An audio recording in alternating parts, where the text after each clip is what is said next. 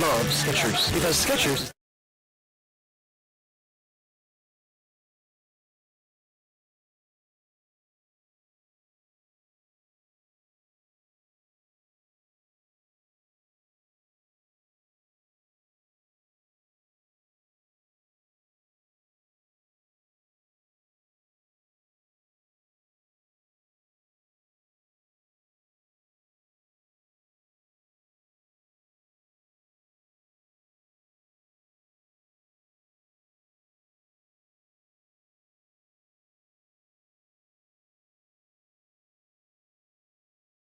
Hoptown Hoppers Baseball. This Hoppers on Radio broadcast is brought to you by Service One Credit Union, Southern States Petroleum, Raymond Nelson Insurance, Baird Wealth Management, All Clean Services and the AKS Flooring and Design Center, McGee Pest Control, Hopkinsville Milling Company, J. Schrecker Jewelry, Arby's, Hoptown Hoppers, TGASK, Hayes Furniture, Mini Raw Electric, Max Arnold and Sons, Planners Bank, and Hubbard David Giles Funeral Home. Now let's head to the stadium for all the action.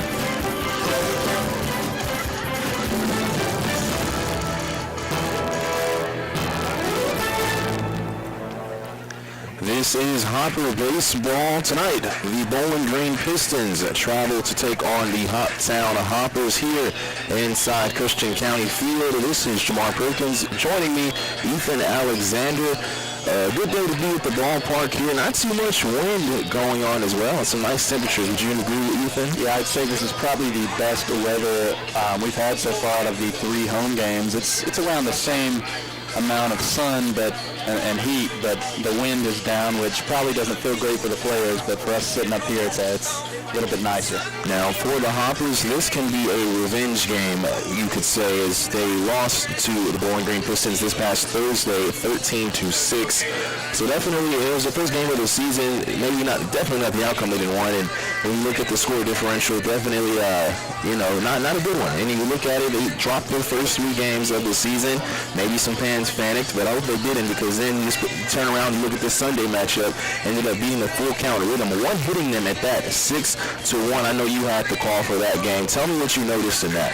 Yeah, I mean, the big change, the big difference I saw was pitching. The Hoppers started out 4 straight innings from Jack McGuire on the mound without giving up a single hit, and then the relievers came in and pitched well, and the closer came in and pitched well, Chase Bruno. So an overall good pitching effort there. Only gave up 1 hit on the night, and that's after 3 games of some pitching inconsistency. We saw that in the first time we played the Pistons. A lot of pitchers stepped on the mound, and some of them gave up, some things that you see early in a season like this. And last night, Sunday night, we got to see something new, and that was some consistency from the mound. You're right, and another thing to mention too is the Hoppers lead the league in stolen bases. So that's something that they have made clear that they plan on running a lot. You'll hear that in the dugout show. Coach Albin was talking about that. And other things to mention too, unfortunately, you'd say Coach E.J. DeVary, his team did lose yesterday, so it's expected that he will be here tomorrow. Now, maybe not a couple of players. We'll see. We'll have to wait and see if they will, because we do have 2 players from Indy that will be playing as well. But we know Coach DeVary should be here tomorrow. So that'll be a different change. But talking to Coach Albin, I mean, you talk about his experience. I think, some of this, and especially you've talked about Coach DeVary, he's been texting a bit too during the game. So I'm sure we won't see much difference in the coaching that has been done. But speaking of the coach's comments, we had our dugout show, and it's brought to you by the Barbecue Shack, offering catering and custom cooking. Visit them on Wednesday and Thursday, 10 a.m. to 5:30 p.m., Thursday, 10 a.m. at 6 p.m., and Saturday, 10 a.m. to 3 p.m., 4687 Pembroke Road in Hopkinsville. And when we come back, you will hear from Coach Mike Albin of the Hoppers.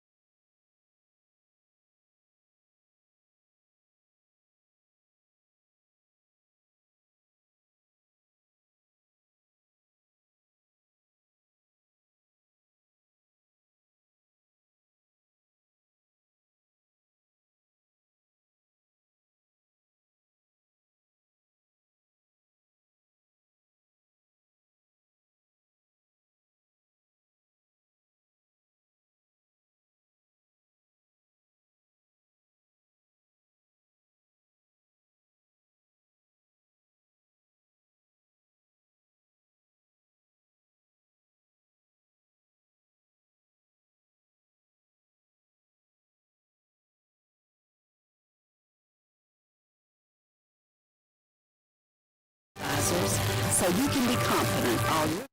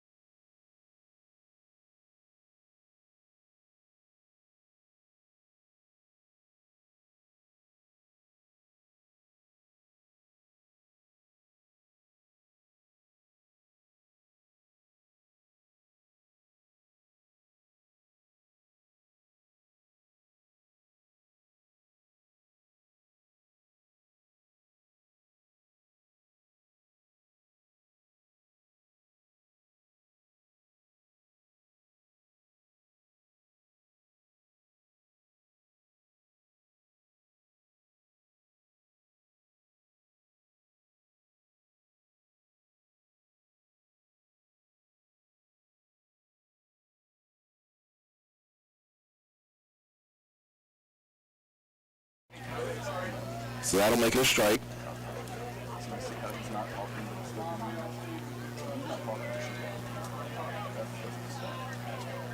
So one out here. 1-1 the count now as the umpire has some words for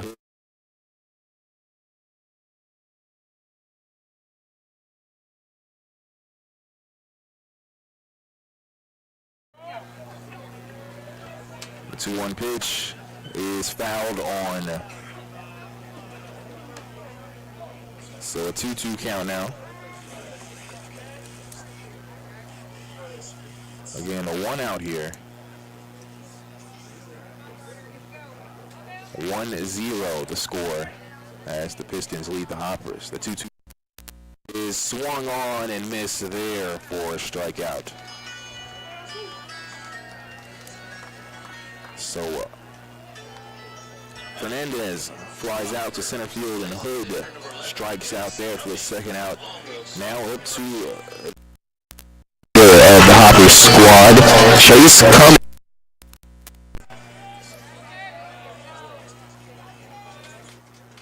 And the pitch is low and inside there.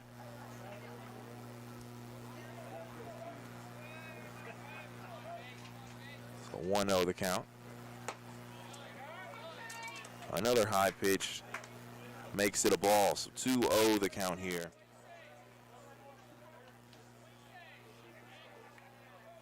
The 2-0 pitch is swung on and missed there.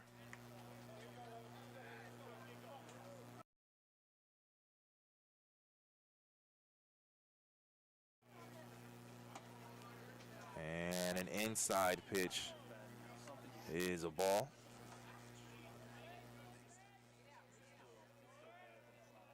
(3-1) here, 2 outs. That pitch is hit towards second base. Bass past the pitcher, and it's thrown there for the third out. So once again here, first 6 batters up, and all of them out. 3 up, 3 down here in the second inning. No hits, no errors, none left on base, and no runs scored. And checking the manpower of Hopkinsville's scoreboard, heading to the top of the third. Pistons still lead the Hoppers 1-0.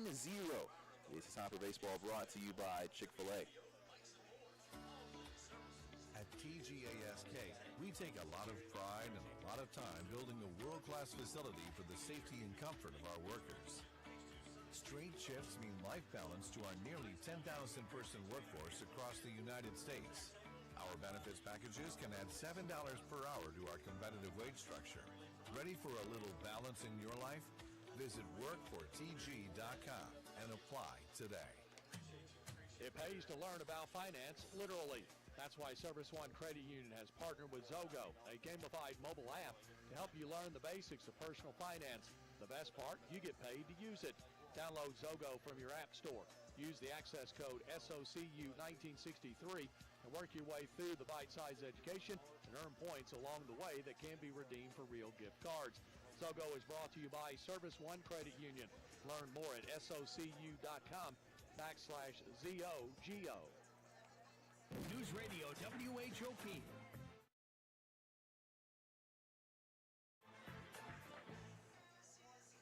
Welcome back here.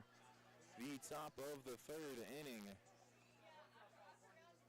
And it'll be the 4, 5, and 6 batters for the Pistons. Boyd, Hyatt, and Barnhart, as the Hoppers are hosting the Bowling Green Pistons. And the Pistons lead 1-0 here in the top of the third. The pitch, is inside for a ball. And Ty Boyd at the plate. And Dylan Eden is pitching for the Hoppers. Breaking ball called inside as well. So 2-0 the count. Again, 1-0 the score here, as that's a high pitch as well to make it 3 balls and no strikes.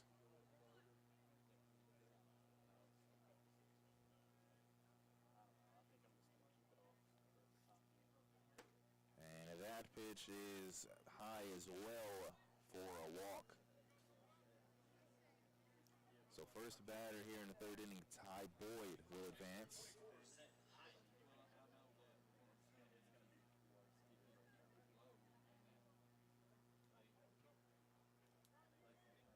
Zen Hyatt up the bat. He's a left-handed batter.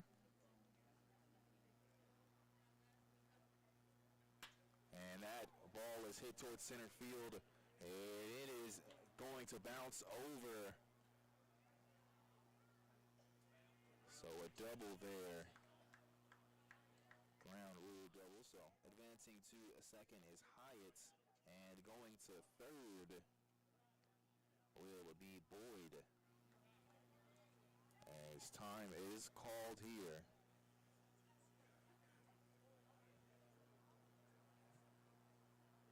As Coach Alvin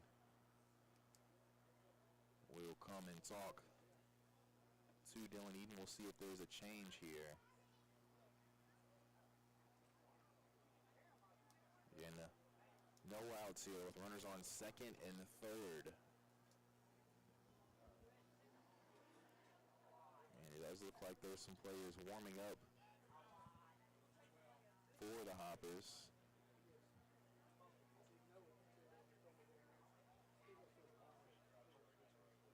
But it appears Eden is going to stay. So faith being shown here from Coach Alvin. And Eden with runners on second and third, no outs. And up to bat, another lefty, Barnhart. He was walked into that first inning. The pitch is called a strike there. And doing high school games, I think former coach and local Greg Perry says it best. After the coach meetings, it's almost like it's always a strike thrown right after that. Yeah, and we saw this, I saw this the other night on Sunday. Reed Douglas would go and talk to the pitchers, and they would always throw a strike right after. I don't know what they tell them, but it seems to work. And then they'll fall right back into how they were doing. But that first pitch is always nice. So 2-1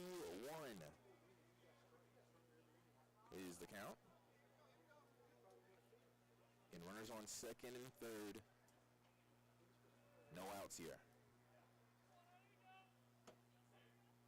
That pitch just outside and low there. So 3-1 your count. A risk of loading the bases here for the Pistons. The 3-1 pitch is there as it clips the outside corner for a strike. So a full count here with no outs and runners on second and third as the Pistons do lead the Hoppers 1-0. And that ball is high as the bases will now be loaded.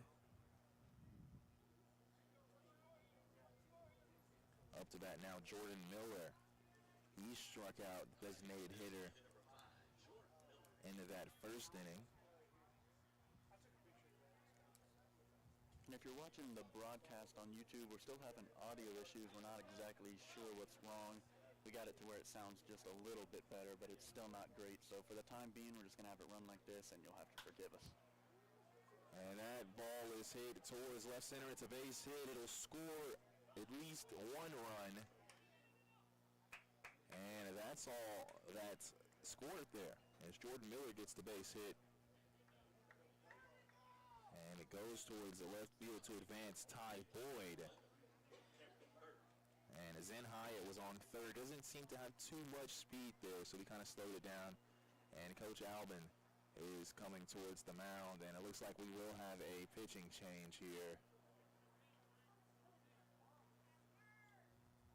So the Pistons come in and score there to make it a 2-0. And there is no outs here with the bases loaded. And I believe that's Tim Kanzler stepping on the mound for the Hoppers.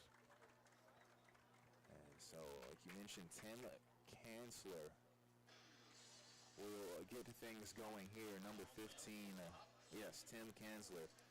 So we'll talk about him and see what he does here as the bases are loaded in the top of the third inning with no outs. We'll take a timeout. When we come back, we'll have more Hopper baseball. Once again, checking the Manpower of Hopkinsville scoreboard. 2-0 is the score here in the top of the third. We'll be right back.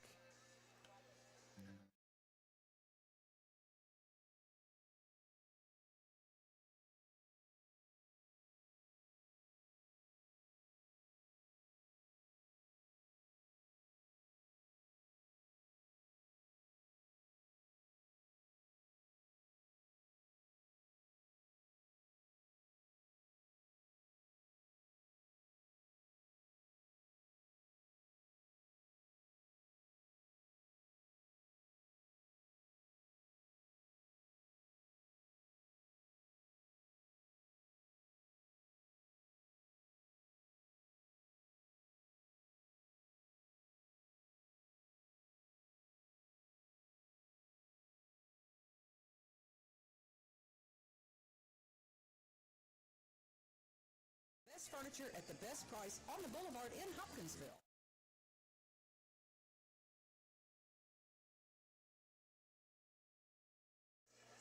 News Radio WHOP.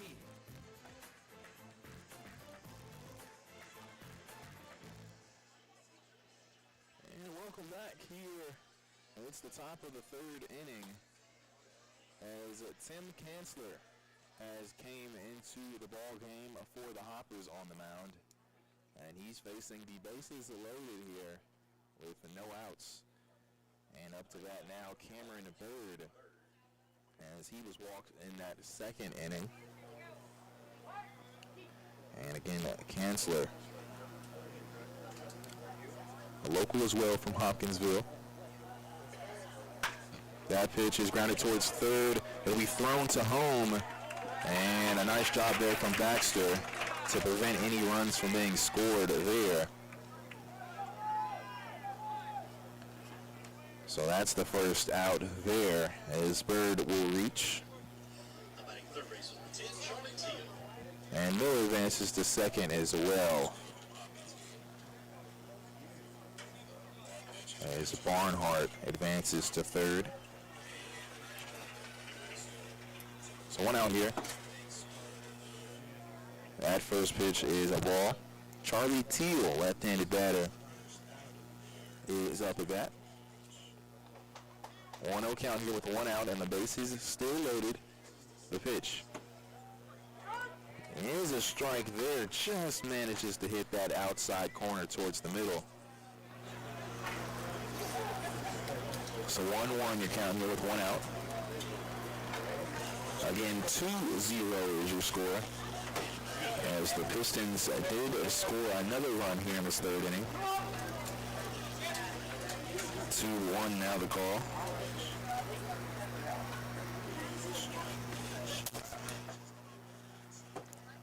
Low ball there makes it 3-1.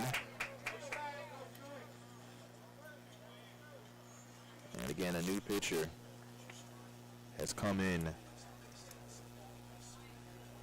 for the Hoppers, Tim Kanzler. And that is a ball advancing the runner there from third. So Barnhart will come and score, which loads up the bases once again. That's a third run scored now. And now up to bat, back at the top of the lineup, Jacoby Radcliffe will come in. This will be his third at-bat. Was walked in the first and hit by a pitch in the second. Again, one out here with the bases loaded. Kanzler, the left-handed pitcher, throws an outside pitch there for a ball.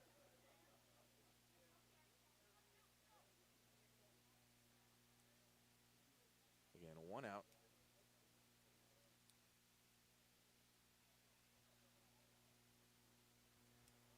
The count 1-0. The pitch.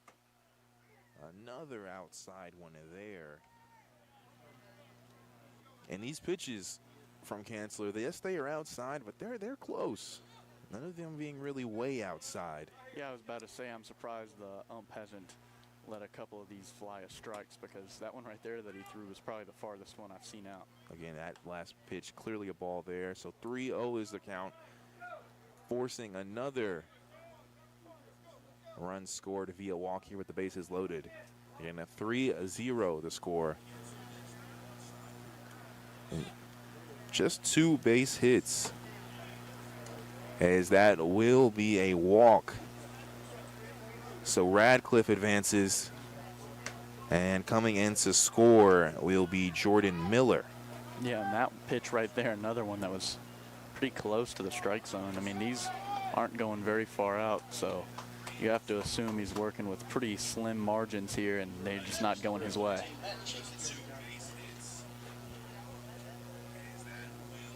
So a 4-0 the count, the pitch, or 4-0 the score, excuse me. That pitch there is called a strike. Again, 1 out here with the bases loaded. So 0-1, 1 out here. And wow, that pitch called a ball there.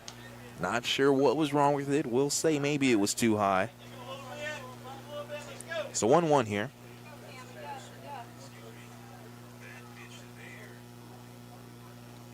One ball, 1 strike, 1 out, and hit by a pitch. There's Jackson.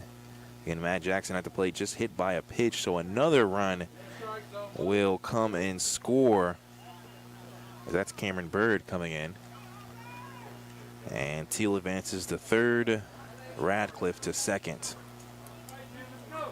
So another run comes in to score here. So 5-0 is now the score here in the top of the third. And still 1 out here. Once again, the base is loaded. The pitch is called a strike there. That's an inside one for the right-hander. We might have seen that pitch a couple of times. So Sadie up at bat for the Pistons. That pitch is fouled outside of the park towards right field. So 0-2 the count here, 1 out. Bases loaded, 5-0 the score. The pitch is a chopper towards second base. It will be fielded, but no throw is made. So another run advances, as Charlie Teal will come in and call it a base hit for Sadie, as that was a tough ball to field. Yeah, it was just a miscommunication. I think Keebler wanted to go for Hood there for the double play, and Hood was running off expecting Keebler to make that throw to first. So a miscommunication, because by the time Keebler noticed that the double play wasn't going to happen, that runner had already made it. And we have a meeting as Coach Albin will come in, and he is handed the baseball. So Tim Kanzler will come and sit, and we have another pitcher coming in. Jack Jennings. Jack Jennings, number 9 from Hanover College out of Nashville, Tennessee, will come in. And again, I want to remind you the score here, as it's brought to you by Manpower of Hopkinsville. Looking for a job, visit Manpower on Fort Campbell Boulevard in Hopkinsville today. Let them connect you with a great position where you can start tomorrow. We'll let some warm-up pitches get thrown here. Again, 6-0 your score. We'll be right back with more third inning action.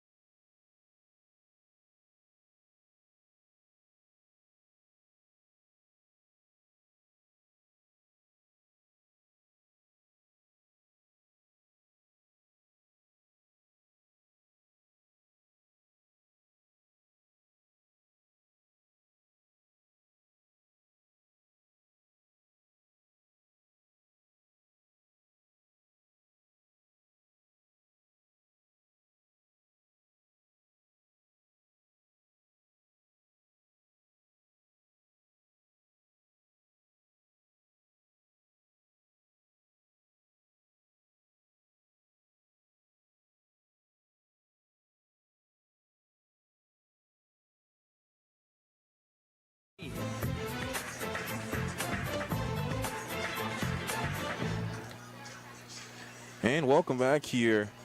We are still in the middle of this top of the third inning as 5 runs have scored. And it's been a rough outing pitching so far for the Hoppers. Again, Jamar Perkins joined by Ethan Alexander. And mentioned it, pitching is why the score is what it is. You talk about hitting for the Pistons. They've only got 2. And I think that's something to look at as well. You talk about, a couple of players have been hit by a pitch. We've had 2. And so that's been what it is so far, is some rough pitching. So Hoppers will definitely have to do some things here, as they did send Jack Jennings now to the mound. And Ty Boyd is up to bat as he started things off here in the third inning. So full rotation being done here by the Pistons. Good sign there as the first pitch is called a strike. Yeah, and like you said, this is, all 6 runs so far. Like, there's been 2 hits, but it's been pitching errors, and it's just a little bit of deja vu. We saw this a lot on Thursday and Friday. Didn't see it as much on Sunday, but, this team still has to figure out what they're doing on the mound. So far, it's not been looking great. So you assume as we get farther and farther in the season, the coaching staff will have a better look at who they want to pitch where and when, but right now it's looking more like Thursday and Friday with a ton of pitchers and not a lot to gain from it. 1 ball, 1 strike, 1 out here. Bases loaded, swing and a miss there. It's been a minute since we've seen one of those. Nice job there from Jennings. And Jennings coming from Hanover College and originally from Nashville, Tennessee. He's a sophomore heading into his junior season. So 1-2 the count here. That pitch low there near the dirt to make it a 2-2 count. Again, full rotation being done as Ty Boyd was the one who started things off for the Pistons in this third inning. He was actually also the first run scored as well. And again, there is 1 out. 2-2 pitch is swung on and missed there. And a strikeout for Boyd there. Nice pitch from Jennings. That's the 2nd out now. And something the Hoppers and the fans love to see. I believe that's the first strikeout we've seen since that last out from the top of the first. And you are right, that is. So the 2nd strikeout of the ball game. 2 outs now, bases still loaded. Zen Hyatt, he had that ground rule double, as that's a high ball thrown.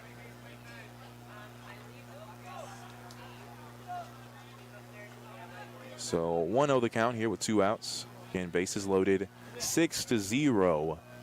The score here as the Pistons lead in the top of the third. The pitch from Jennings is high there. Fernandez stands up for that one. Dan Fernandez getting put to work tonight. He's been pretty solid so far. Not too many balls hitting that backstop. I don't think there's been any runs scored from a wild pitch. So even though pitching's been rough so far, Fred Fernandez has been a stalwart behind home plate. And that pitch is fouled towards the side. And you mentioned that. Players like Fred Fernandez and Reed Douglas. Pitching has not been too well for the Hoppers, but there's a lot more runs would have been scored on us if it wasn't for those 2 catchers. So 2-1 the count here with 2 outs, bases loaded. 6-0 the score here as the Pistons lead the Hoppers in the top of the third. 5 runs have been scored in this third as the Hoppers really trying to get out of this jam. The pitch is inside and trying to come from third. It will be a score. I almost want to say that ball hit Fred's glove and then went off the knee of the batter and hit it out of his glove there. The ball was in his glove and then he ran into the batter and it knocked it out. Might have been there as Radcliffe does come in after the wild pitch thrown to make it the 7th run for the Pistons. A 3-1 count now. Runners on second and a third now after all base runners advanced. That pitch is called a strike, and Zen Hyatt threw the bat. And he's going to have to go back and get that one. Yeah, and that's the classic batter trick where they try to go ahead and get a little bit of a leap on the umpire by making their way to first, but I don't think there was any doubt that that pitch was a strike. So just a little bit of mind games. And it is a violation on the batter as the took too much time after throwing the bat, so it's a strikeout there. And I know the Hoppers fans like to see that. And there's going to be discussion.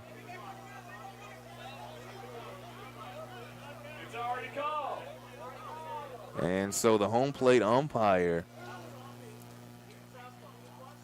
and he's trying to listen to him. He's saying that was on me.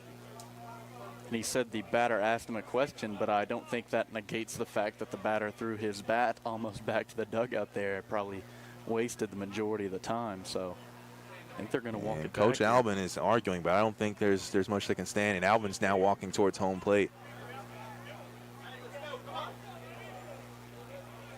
As they're going to have a discussion here.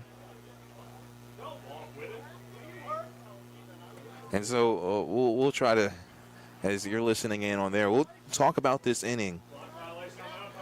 Full count as the umpire is going to walk away from Coach Albin. And I think the decision has been made.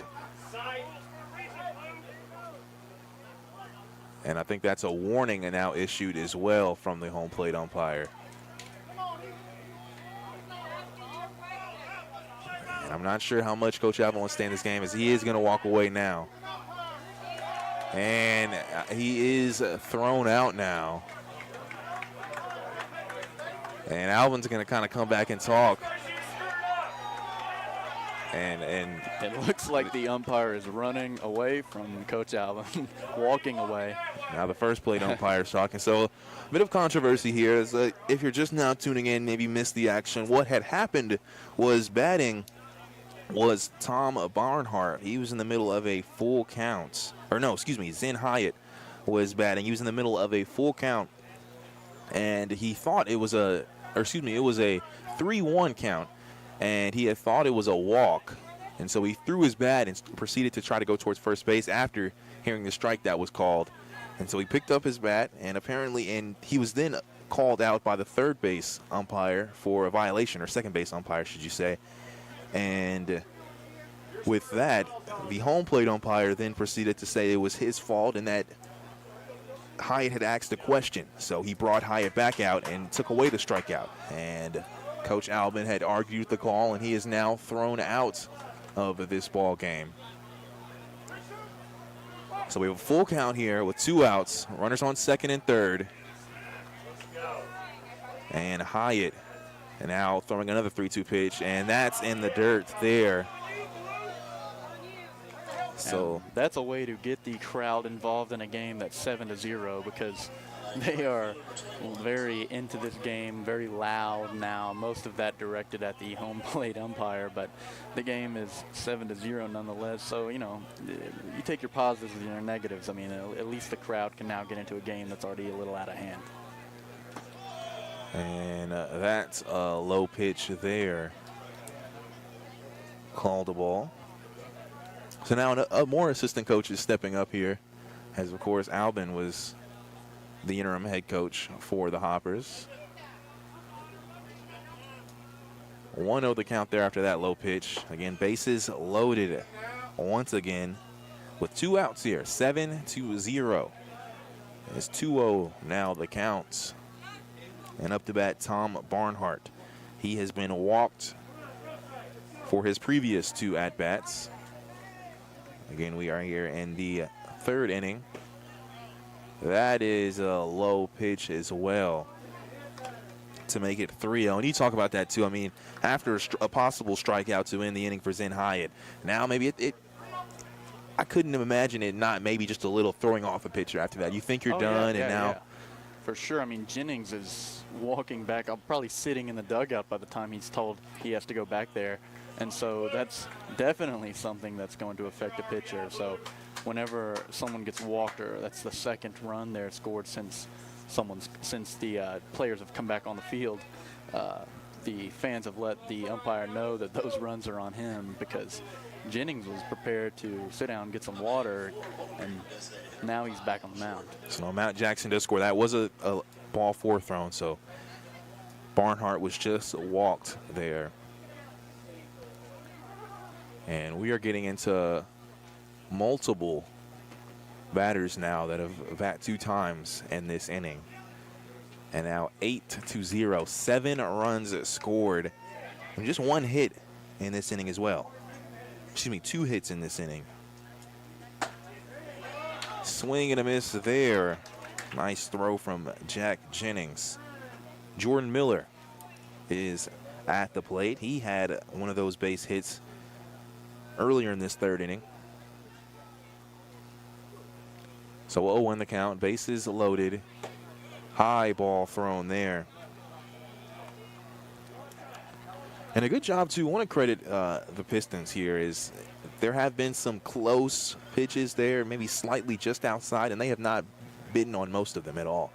No, and they don't need to. I mean, that has paid off for them throughout this game. At this point in the game, there's no point in doing anything different than what they've been doing because it has been working. High pitch called ball there. So 2-1 the count.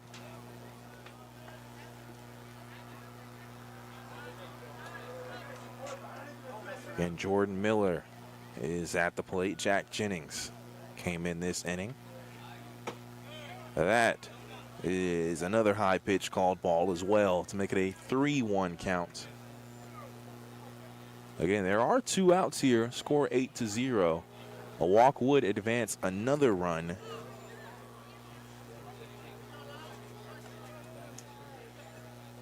And so the 3-1 pitch here is 2 inside there. So another run advanced from a walk. As Miller will advance to first, Barnhart goes to second.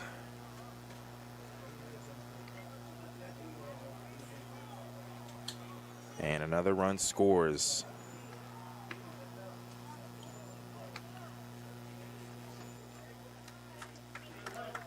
And it looks like Jennings is going to come out.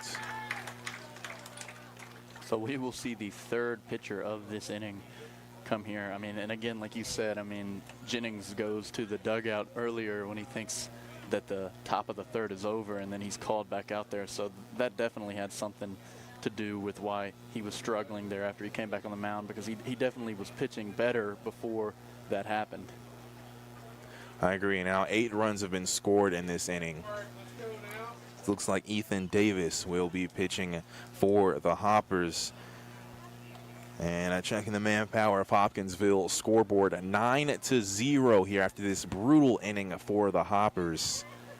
As again, 9-0 your score. We'll take a timeout and let Ethan Davis get a few pitches in here in the middle of the top of the 3rd inning. When you've experienced the loss of a loved one, you can trust Huggert, Beard & Giles Funeral Home to guide you through the process of honoring their life. Hi, I'm Frank Giles. Huggert, Beard & Giles Funeral Home is proud to be your longest-serving Hopkinsville funeral home. We pride ourselves in serving you and your family in your time of need. We also pride ourselves in knowing that when you work with us, the pricing you receive is straightforward and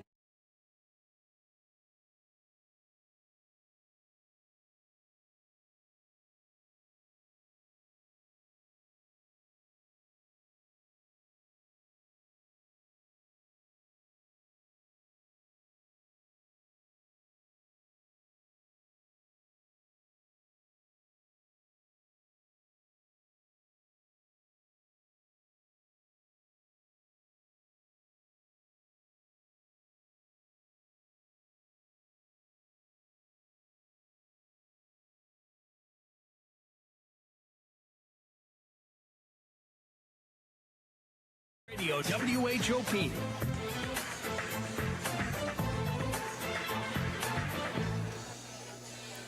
Welcome back here. It's been a rough, and I do mean a rough, 3rd inning for the Hoptown Hoppers here as they are hosting the Bowling Green Pistons. And it's going to be Ethan Davis now pitching as he comes to sub in for Jack Jennings. And Ethan Davis, coming out of Marion University, is an incoming sophomore, originally from Brownstown, Indiana. Now up to bat is Cameron Bird. He reached base on fielder's choice earlier this inning. Swing and a miss there. Nice sign from Ethan Davis. Again, the bases are loaded as 8 runs have scored, and I think about 5 runs have scored just from walks alone.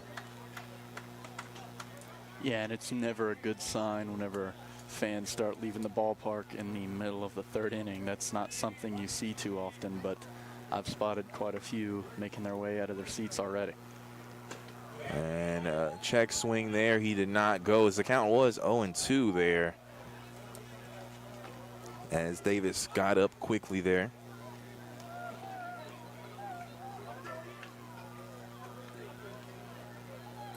Again, want to mention this game is brought to you by Southern States Petroleum. And the post-game meal for the Hoppers is brought to them by Doug and Ditto Petra. So 2-2 the count now. That ball is hit towards left field. It looks deep, and it is gone. A grand slam there for the Pistons. And Cameron Bird there with the homer. And that is going to clear the bases.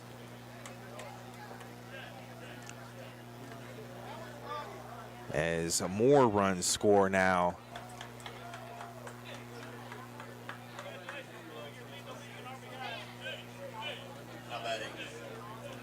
And a home run near left field came from Cameron Bird. And that's where the home runs will be hit this season. That left field fence is close, and I don't know who hit that home run in game 1 for the Pistons, but that's the 2nd home run we've seen hit on this field by the Pistons in 2 games. As a strike, back-to-back strikes are called here as Charlie Teal is up at bat, and that makes it a 13-0 ball game here. As ball bounces there to make it 1-2. A grand slam there from Cameron Bird. And that was hit with 2 strikes on the board, too. So Ethan Davis was not pitching poorly when that happened. And a swing and a miss there will end the inning. There, as that will be the 3rd out, and I might need to take some time here as far as in this inning. No runners left on base. I know that. No errors. And I believe there was just 2 hits. There were 2 hits for the Pistons, or no, 3 hits after that home run. And 12 runs, you're right, 12 runs scored for the Pistons. Checking the manpower of Hopkinsville scoreboard, heading to the bottom of the 3rd. The Pistons lead the Hoppers 13-0. This is Hopper Baseball, brought to you by Chick-fil-A. Max Arnold.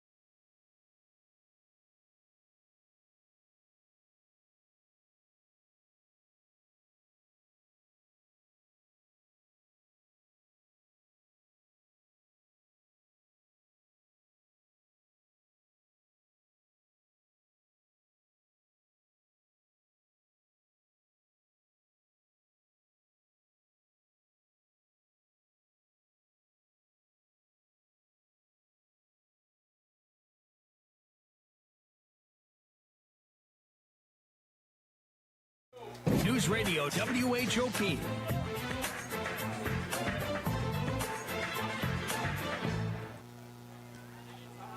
And an 0-2 pitch there as Manuel Villalobos is hit by a pitch. Forgive us for that delay there, as it was an 0-2 count for Villalobos. He was proceeded to be hit by a pitch, and that is actually the first player to reach base for the Hoppers. Yeah, normally when a player is hit by a pitch, you don't hear cheering from the fans, but there was quite a bit of cheering after that just to see a player on base tonight.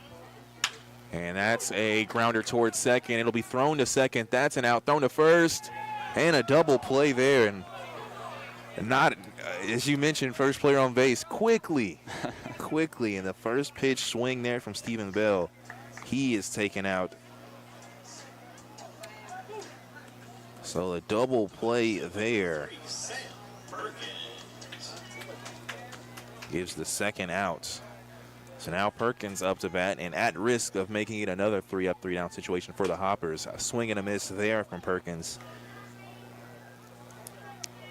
And Perkins, this is his first at bat. We've had Pistons players that have already bat 3 times. As that's a base hit there into right field, winding out, and Perkins is going to go ahead and advance to second, and he will make it. As a base hit there from Perkins. I overheard the PA announcer say single. And not sure that it looked like he really just took his time. So we'll see what they say. Would you call, I'm going to ask you, Ethan, would you call that a single or a double? Well, it was definitely a single. The error is what brought him to second, so I'd probably call it a single. So you would say an error that was. Okay. We are at home field, so we'll see how they score it. And so now 2 outs here. John Keebler is up to bat. First 2 pitches called balls there.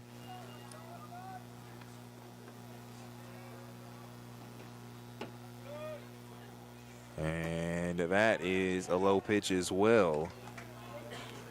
So I see singles on the Game Changer app. So that's what we'll call it. So a single, and then an error gets him to second. And that is a strike there. So a 2-1 the count. The pitch is grounded towards the shortstop, fielded, thrown to first, and that is the 3rd out there. As in that inning, there was 1 hit, 1 error, 1 left on base, and no runs scored. We head to the top of the 4th inning. Checking the manpower of Hopkinsville's scoreboard, 13-0.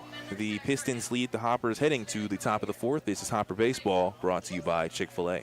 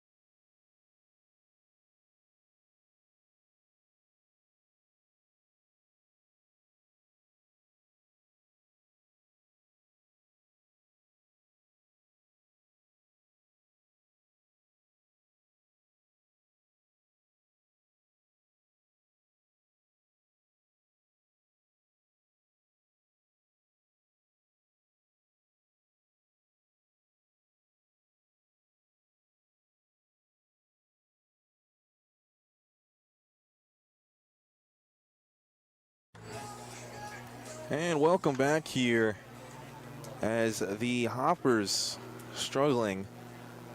The top of the 4th inning, 13-0 is the score as the Pistons lead. I want to mention too, there was just a sack race going on after that 3rd inning. Lighting things up a bit here at Christian County Field. So 13-0 the score. Again, Ethan Davis pitching for the Hoppers, and up to bat, it's Jacoby Radcliffe. As that first pitch called a strike with no swing.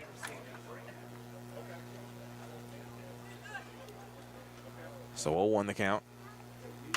That ball is fouled behind home plate. Again, Ethan Davis, right-handed pitcher. And miracles are a thing in baseball, Ethan. I mean, you can't say that. You talk about the benefits of this game not having a clock.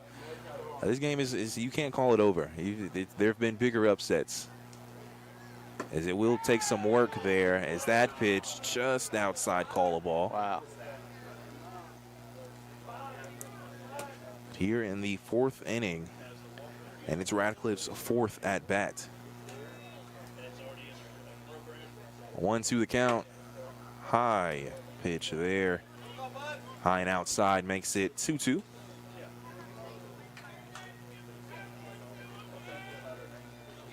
The 2-2 pitch, breaking ball is fouled behind the visiting side's bleacher.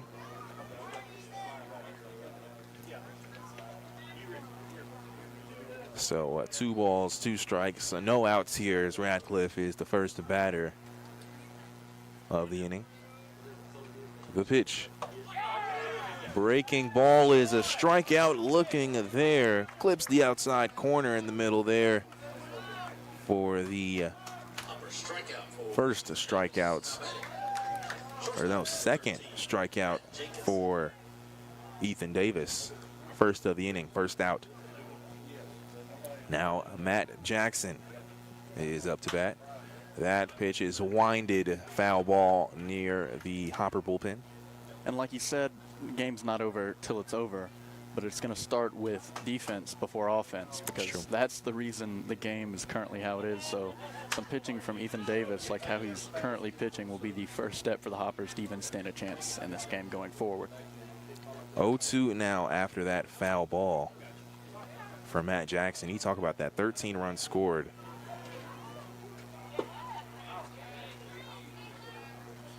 As that pitch is called a ball to make it 1-2.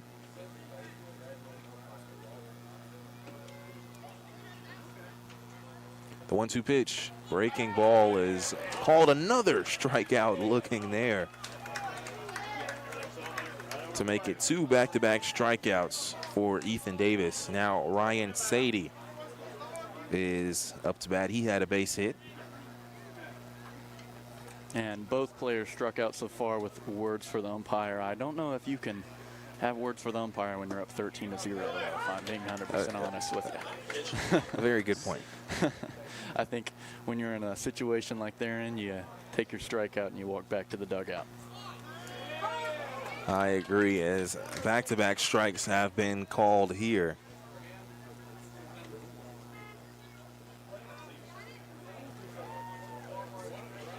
Oh, 0-2 the count. Breaking ball is a swing and a miss there. So 3 up, 3 down, all via strikeouts.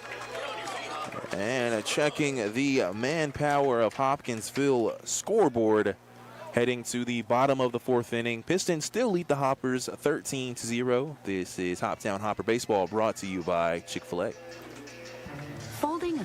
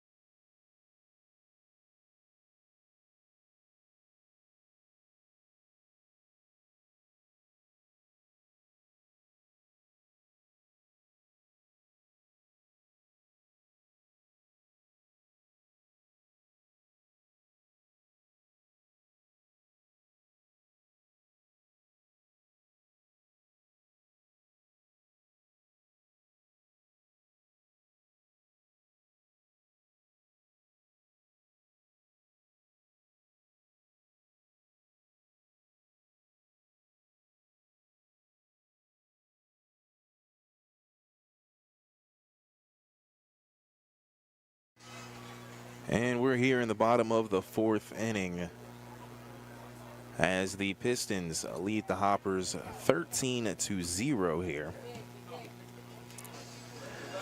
Up to bat now is Gavin Baxter as he grounded. It was a shorter one towards first base. The pitcher was able to field that one and throw to first. So now a low ball there hits the dirt. 1-0 the count here.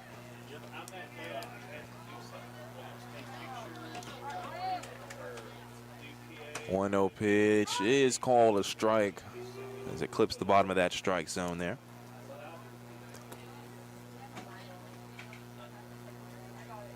And that ball is fouled just beside right field. And so that makes the count 1-2. Again, Kelsey White has pitched the whole game so far for the Pistons. Another foul ball, this one behind the Hopper dugout. And just about 40 pitches for White as well, as he hasn't had to do too much work here. That ball is hit high near left center field, and it's caught there near that warning track area. And I will say that's probably the farthest hit ball I've seen from the Hoppers so far this season. A team that has done a pretty good job getting balls on, or bats on balls, but it's not showed a ton of power. I would say that is probably the farthest ball we've seen hit from Hoptown. And so Estrada now at the plate. And that is a high pitch there for a ball. 1-0 the count. Second pitch, that one a lot more down to make it a strike. Again, Estrada at the plate for the Hoppers. Second pitch called a ball. And White, like I said, just a little over 40 pitches. He moves quickly on the mound. I was just about to say that. He gets that ball out of his hand fast, even a little bit faster than the batter gets ready. So that's probably an advantage for the pitcher there, is that he's letting that ball go quick. 3-1, and that is a walk there as Estrada will advance to first. Now Fred Fernandez is at the plate. A 1 out, a runner on first. And Fernandez's last at bat, he had grounded towards the shortstop. And that looks like a base hit, and it is. Goes past the shortstop near center field. Estrada advances to second, and a base hit there from Fred Fernandez. A broken bat as well, I believe. I think that sounded like it. Splintered his bat. Definitely sounded like it. Definitely sounded like it. So now runners on first and second here is Carter Hood. And Hood has been one of the better hitters for this team this season. Had 2 hits in the last game against the full count rhythm, and had 1 less at bat than everybody else because he actually got called out for batter's interference. Oh man. That is a chopper near second base. It'll be fielded, thrown to second, and it's just an out at second as Hood will advance to first. Fernandez will move, or excuse me, Fernandez is out at second. Estrada advances to third. And seeing a runner on third base is a breath of fresh air for the Hoppers tonight, who have not been able to get much done offensively. As Chase Cummings is at the plate. That pitch called strike. That name sounds new to you. It's because it is. Chase Cummings, his first game with the Hoppers, a later addition. 0-1 the count. Runners on first and third. That's a grounder towards the shortstop. It goes over the head there. A run will score easily as Estrada comes in for third.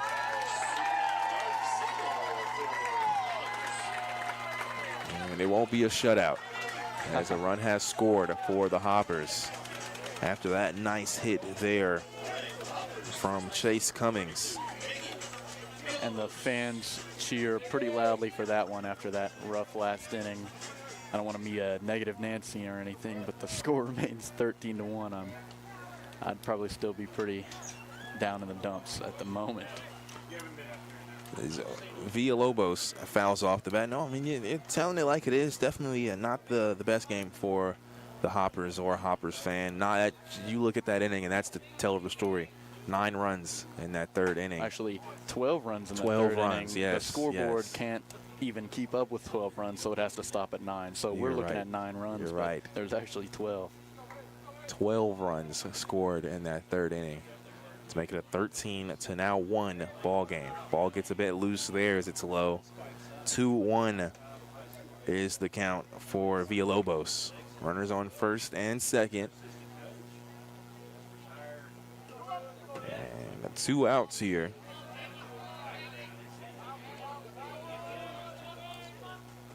That pitch gets loose behind the catcher, and advancing to second and third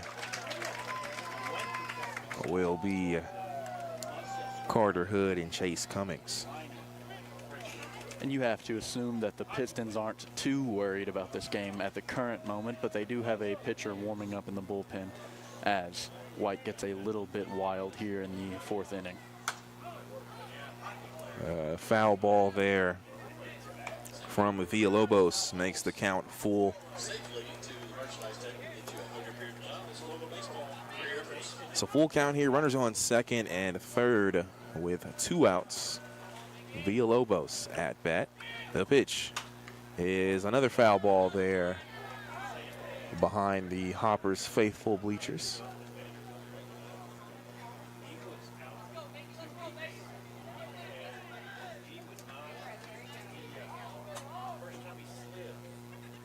So full count here with 2 outs. Villalobos is at the plate. The pitch, another foul ball. That one's behind home plate.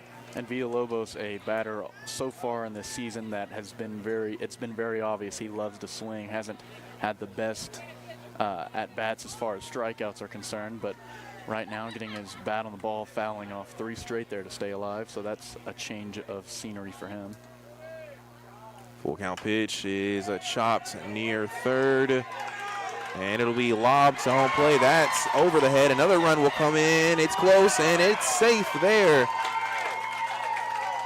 So 2 runs advance after the grounder there to third. As Villalobos will reach. And the error there brings in 2 runs as Hood and Cummings come to score. And even though the Hoppers are still down 10, those 2 runs feel pretty monumental. As now Stephen Bell. As that's another loose ball there. So advancing to second will be Villalobos. And you talk about it. Player warming up in the bullpen. Although he's pitched a good game, Kelsey White may be nearing towards the end of his run here today. Yeah, and when you're up like they're up, you're probably going to try to keep your starter in for as long as possible, even if he starts throwing wild. As long as they don't get within 5, they're probably going to take him out at some point, but they're not too worried about taking him out at the current moment, probably just because you don't want to waste too many arms. He'll obviously sit for a while after this game. You don't want to waste too many arms in a game that you feel you have pretty secured already, even though it's only the 4th inning. You're right, too. Only 60 pitches, as that's the 60th pitch, as that outside pitch is called strike there. I mean, you take that, 60 pitches in 4 innings. As that's a base hit there towards right field. Villalobos will come, and it gets past the right fielder as well. And Bell will advance. And another run scores as Villalobos will come in. And a nice base hit there from Stephen Bell And a single-digit lead, even if that digit is 9, feels really big for the Hoppers right now. 4 runs in this inning. A 4-run inning is very good. Not quite as good as a 12-run inning, but they're feeling a lot better after this inning, I guarantee you that. And we have a visit towards the mound now. Another winning ticket to number to give out, folks. Get those winning tickets out. As we'll see if it's just a meeting or if it is a substitution. Again, a nice shot there from Stephen Bell as he really hit that ball. And that's the second single we've seen that turned into a double because of an error. The first one obviously over at the bullpen. That one seemingly just bounced off of his glove and rolled about 10 feet away from him, which allowed Bell to make his way to second base. there's a few players, it looks like, for the Hoppers coming out bringing some umpires some refreshments, some cups of water.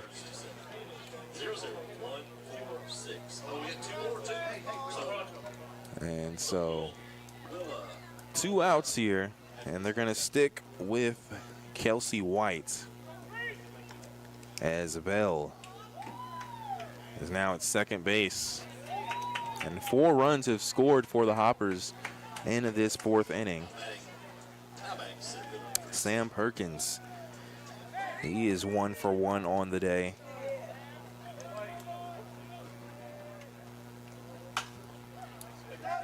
And foul ball behind the booth here.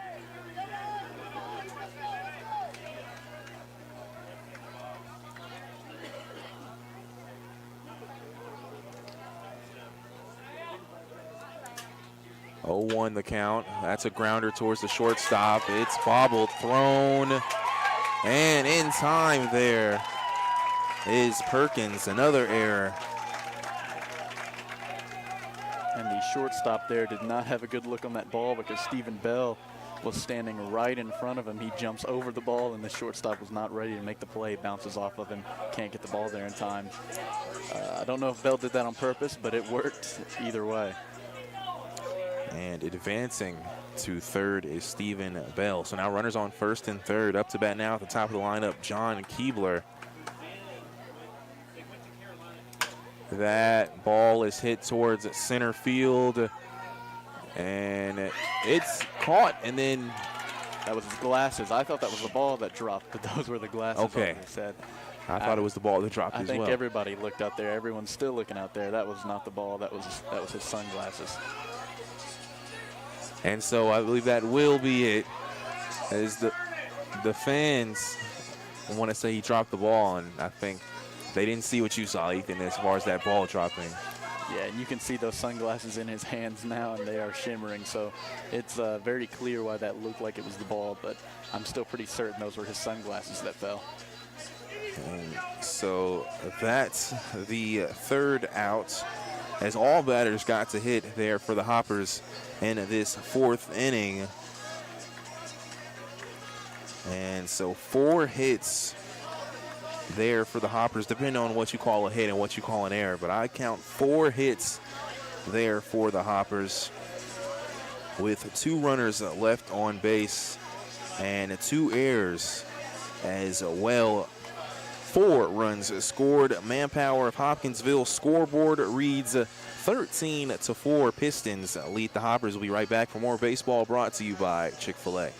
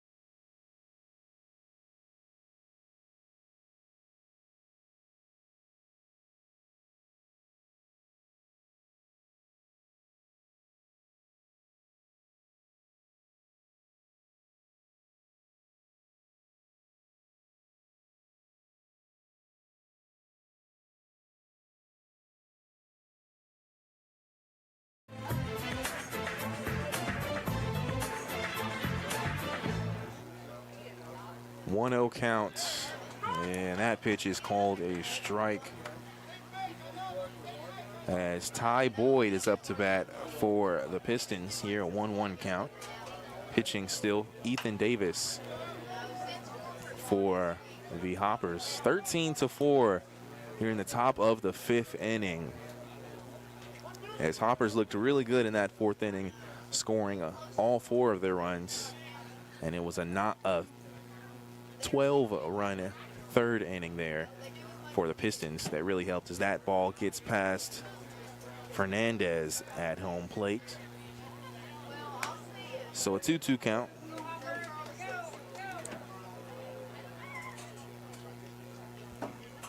First, the batter, Ty Boyd. Inside pitch is called a ball there, advancing Boyd. Levy actually got sent there, said it hit him on the elbow. So a hit there, is that good call there? Which those calls always confuse me because the batter clearly moved to dodge the ball there, but I think his movement is what got him hit because he barely got grazed by the ball there in the elbow. A low ball there to make it a 1-0 count. Zen Hyatt is at the plate.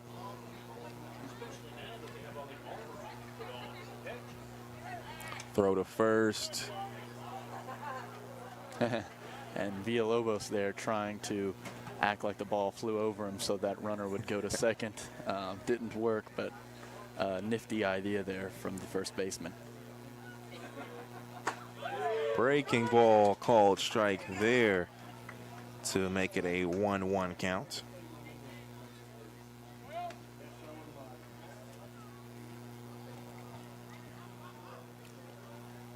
Breaking ball grounded towards Davis. Davis will throw to second. It's good. To first. And that's a double play there. And a fantastic thought there from Davis. Great baseball IQ and a good throw. I mean, a lot of times you see pitchers in those situations and those throws will just go wild and they won't even be near where he's trying to throw. But he threw that one with some heat to second base for the double play there. Impressive from Davis. So that makes 2 outs now. Barnhart is at the plate.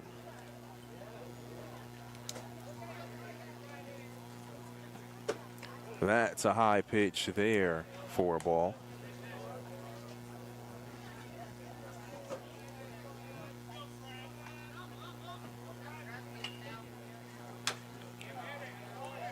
And a pitch there is fouled off of the bat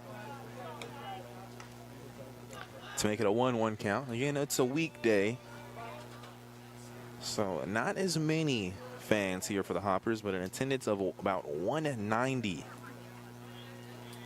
tonight here at Christian County Colonel Field, as that's another ball thrown there. I want to mention this game is brought to you by Southern States Petroleum.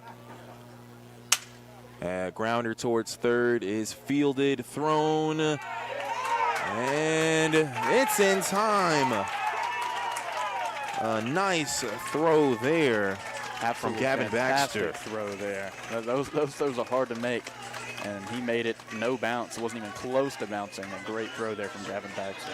So 3 up and 3 down after that double play, as in that inning, no hits, no errors, none left on base, and no runs scored. We head to the bottom of the 5th, checking the Manpower Hopkinsville scoreboard. Pistons lead Hoppers 13-4. We'll be right back for more baseball, brought to you by Chick-fil-A.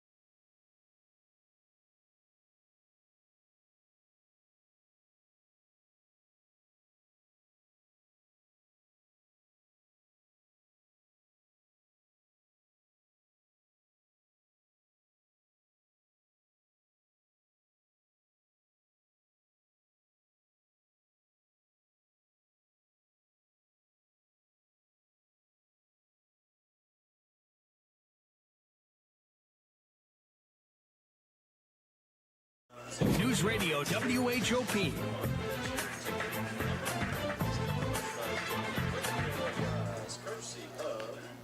Welcome back here. Going towards the bottom of the 5th inning. A new pitcher has come in for the Pistons as Edwin De La Cruz checks in, as he's from the University of Arkansas Pine Bluff and is originally from Ridgewood, New York. Again, 13-4 the score here as the Pistons lead the Hoppers. And on deck for the Hoppers, it'll be Gavin, Baxter, Estrada, and Fernandez. Baxter, of course, just made that tremendous throw from third to first to end the 5th inning for the Pistons. Baxter so far 0 for 2.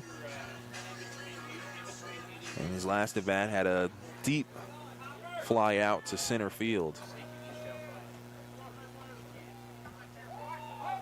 And again, 13-4 here. De La Cruz, his first pitch is an inside ball. Right-handed pitcher is De La Cruz.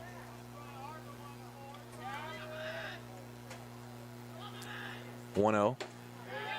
And something I noticed watching De La Cruz warm up and watching those first 2 pitches is he does not move his body at all. This is all arm he's pitching with.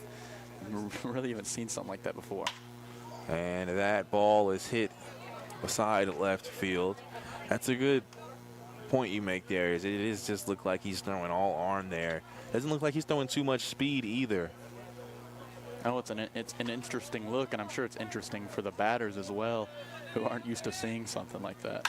So 2-1 there. That's a fly ball near left field, and it is caught there. So Baxter is retired with another fly out. So the first out here, as and Robert Estrada here at the plate, 1 out on the board. First pitch here from De La Cruz, excuse me, is fouled off. So the count now 0-1 for Estrada, who's been one of the more consistent players both on offense and defense for the Hoppers so far this season. Had an excellent catch earlier in the game when he ran out to catch a ball that was almost near the foul fence. Slid for that one, caught it at his ankles. That pitch, a ball to even out the count, 1-1, 1 out still on the board. Gavin Baxter flew out before Estrada stepped up. that pitch, a strike there with no swing. So 1-2 the count. Again, 1 out. Score 13-4.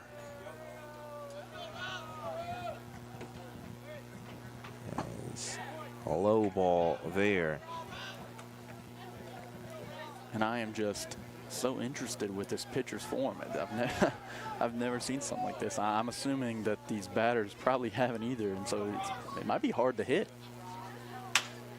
And that is a chopper towards second base. It's thrown and in time there for the second out. It seems to, just looking at that last pitch, it seems like he did use a little bit more body there. It's coming off of the foot, just a little bit more maybe. So it's still not as much as you typically see, but I think he's kind of working it in. Just throwing with a little less just arm action. I'm just wondering if that just arm action throws off the timing of the batters because it's coming at them faster than they're used to. As that's a grounder towards the shortstop. A nice catch there, and it's thrown to first. Hits the ground, but it's an out there. As Boyd makes a nice play to retire the Hoppers in a 3-up, 3-down scenario. No hits, no errors, none left on base, and no runs scored. We head to the top of the 6th inning, checking the manpower of Hopkinsville scoreboard. The score remains the same, Pistons 13, Hoppers 4. We'll be right back with more, brought to you by Chick-fil-A.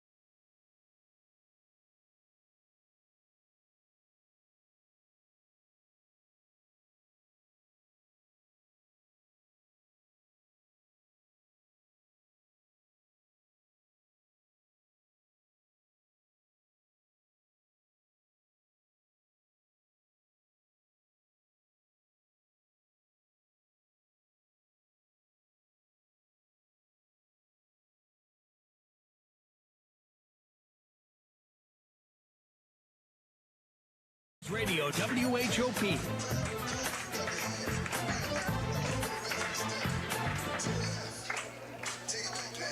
13-4, your score here as the Pistons lead the Hoppers. About to start the 6th inning.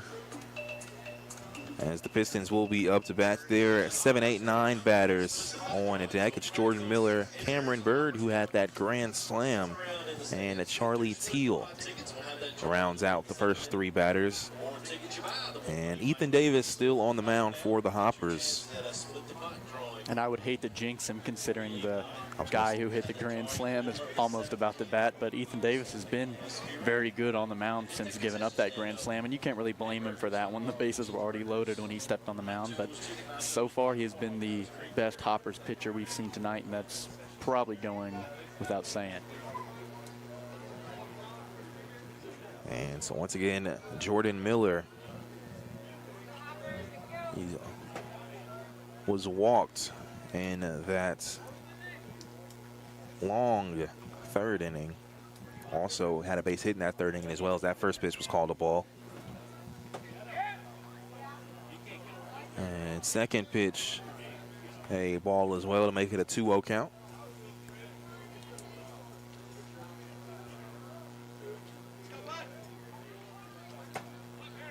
An outside pitch makes it 3-0. Again, if you're asking, how did this game turn into 13-4? Well, it was a huge 3rd inning from the Pistons as they scored 12 runs, which a lot of them were coming off of walks, as that's a walk right there. As the bases got loaded and a decent amount of runs came in due to walks. Yeah, I mean, there was only 3 hits in that 3rd inning, and one of them was a grand slam, but apart from that, those hits didn't create a lot of the offense we saw. I mean, there was a ton of walks, 3 different pitchers in that inning, and multiple hit by pitches. So, you know, you want to give credit to the Pistons for scoring 12 runs, but the hit discrepancy in this game between the 2 teams is not very big. 1-0 the count here. It's a Cameron Bird, again, the one who got himself a grand salami. He fouls that one behind home plate to make it a 1-1 count.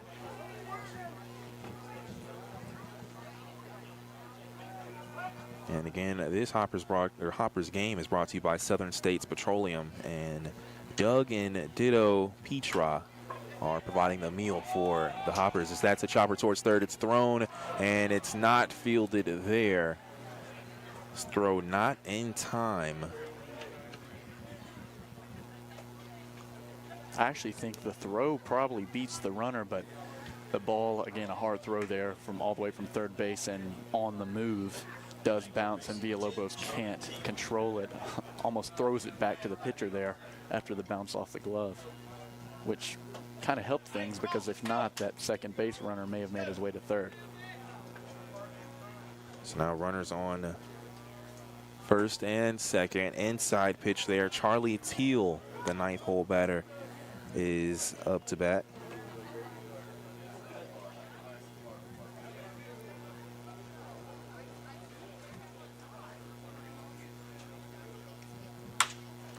That ball hit towards the shortstop. It's fielded, thrown to third, and that's overthrown near third base, and it'll bounce off the wall to come to home. And that will load the bases up. Yeah, and it was clear that Keebler was going to throw that ball to third, and probably the right decision there, but that runner was moving, and the out at first would have been nice. Of course, bases loaded now with 0 outs, so a totally different look than what we would have seen if Keebler had have thrown that ball to first instead of third. And so it looks like we're going to have a pitching change here. As Ethan Davis will come out. I believe that's Landon Klein stepping on the mound. And so we'll come back to the bases loaded. As a 13-4 is the score. We'll come back and have more Hoppers baseball here. This broadcast brought to you by Chick-fil-A.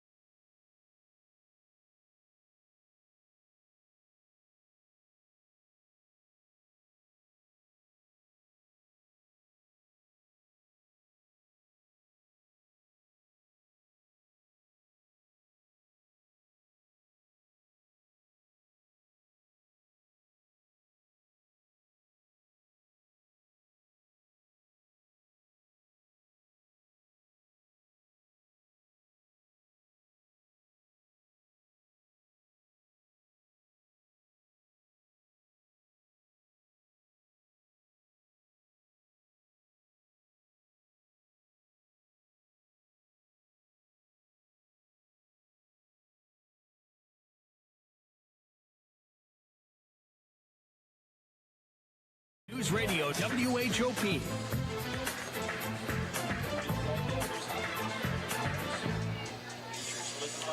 And we are still here in the top of the 6th inning. The bases are loaded. Had a pitching change as Landon Klein came in for Ethan Davis. Klein, coming out of Southeastern Illinois College, is a freshman out of Hanson, Kentucky. Again, bases loaded here with no outs, and Hoppers at the top of their lineup here in the 6th inning.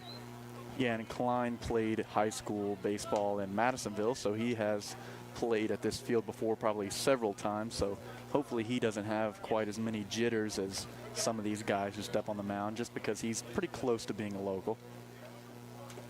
And Radcliffe is hit by the pitch there, which will advance a run for the Pistons. I also think Klein plays for the same college that Coach Mike Albin coaches at, if I'm correct. No, it's Southeastern Illinois College. There's a couple of players.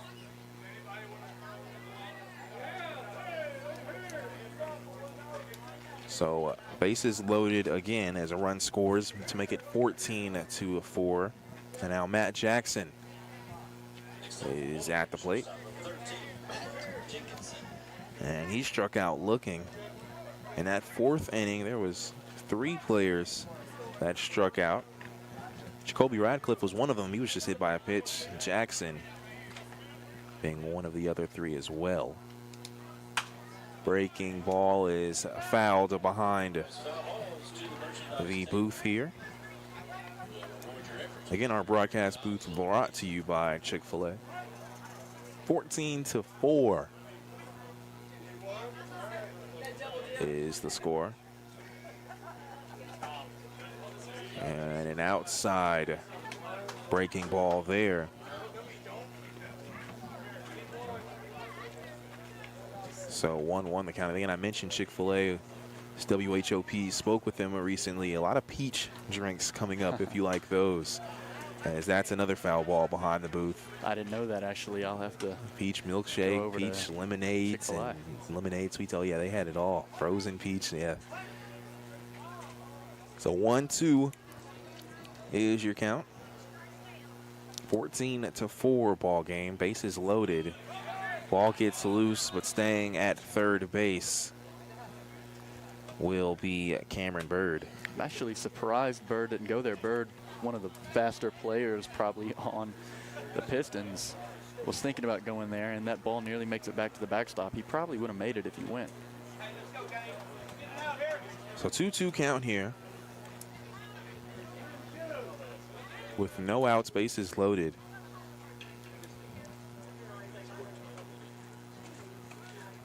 Even count pitch is high there to make the count full.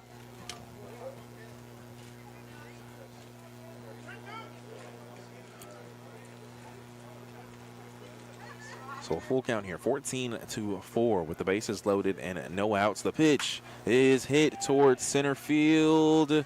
It'll drop. So a run will come in. It goes thrown to third, and it'll thrown to the shortstop. It'll be thrown to third. It's not in time. And so Bird will come in to score. Runners advance to second and third, and a base hit there from Matt Jackson.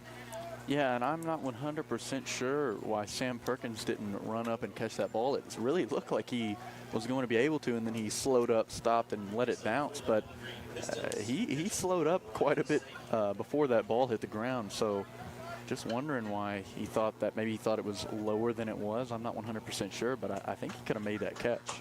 Those are always tough ones, too, when you look at those. Like, maybe he could have tried to slide in for it, but then again, if it gets past him, then you're talking about more than just one run scoring. So being safe here, I don't know, with the score this rough, I probably wouldn't play it safe. No, I mean, with the 14-4 ball game, now 15-4. There's no real point for the Hoppers to play safe at this point. I mean, taking risks might be the only way they can get back into it, because I would say they've played it pretty safe so far, and the score's 15-4. So Ryan Sadie is up at bat. He's just been thrown 2 back-to-back balls. He was one of those players I mentioned that were part of the 3-up, 3-down, all by strikeouts. He was that third out in the 4th inning. Now a 2-0 count with the bases loaded, no outs. That is a base hit towards the left field. It'll bring in one run. It's almost looking like it's going to bring in 2, and it is going to bring in 2. As Keebler had it and kind of lost it a bit as he was going to try to throw to home.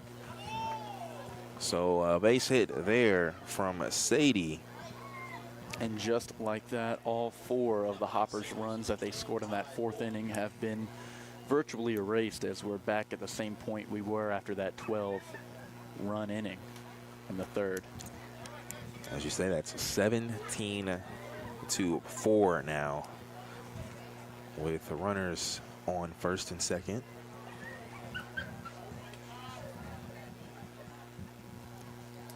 The pitch there as Ty Boyd is up at bat. He was hit by a pitch in the last inning.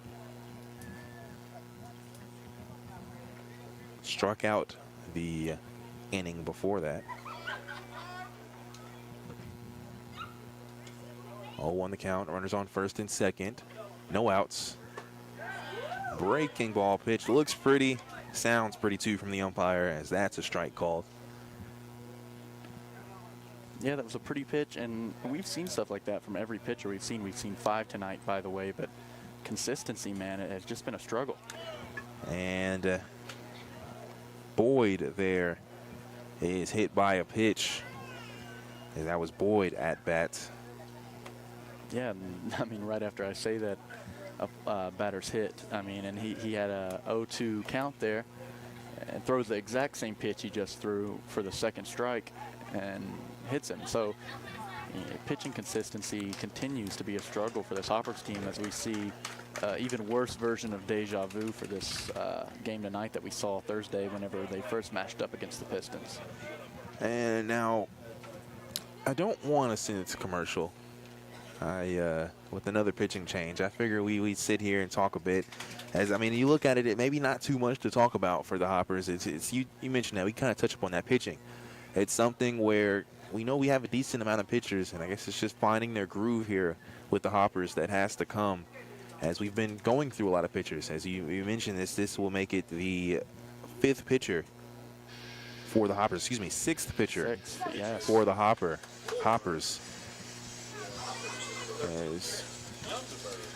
As this is Trent Youngberg for the Hoppers.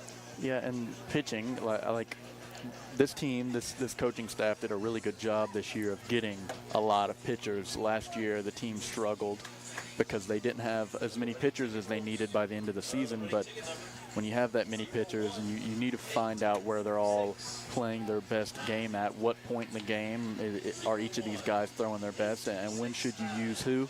And then from a personal perspective, you know, a lot of these guys we've seen come out and step on the mound when the bases are loaded and there's a lot of pressure. Jack Jennings earlier, that whole situation was awkward with the teams going back to the dugout and then having to step back on the mound. So a lot of this for personal reasons, and the pitcher themselves, is they have to find time on the mound to get comfortable. And a lot of these guys just haven't had that time yet, and that's the kind of stuff you hope to see as the season moves along, whenever we've seen everybody and we've seen enough of everybody and they've gotten enough time on the mound to really get comfortable. But so far, these games, these losses have really just come down to pitching inconsistency. Tonight, the Pistons have not really beat the Hoppers offensive, or outplayed the Hoppers offensively. The hitting is pretty close. I want to say probably 4-7 an advantage for the Pistons, but walks and hit by pitches and good base running has this game at 17-4, which is a pretty big gap in scoring. So the Hoppers just need to figure something out as far as pitching is concerned. Luckily, we're still at the beginning part of this season. And so Zen Hyatt now at the plate. And outside a pitch there. The bases loaded. A chance to say some sponsors for the Hoppers in their season. Jones Brothers, White's Auto Mall, Hugert Beard and Giles, Planters Bank, Oak Grove Racing and Gaming. Low ball there makes it 2-0. Again, bases loaded here with no outs.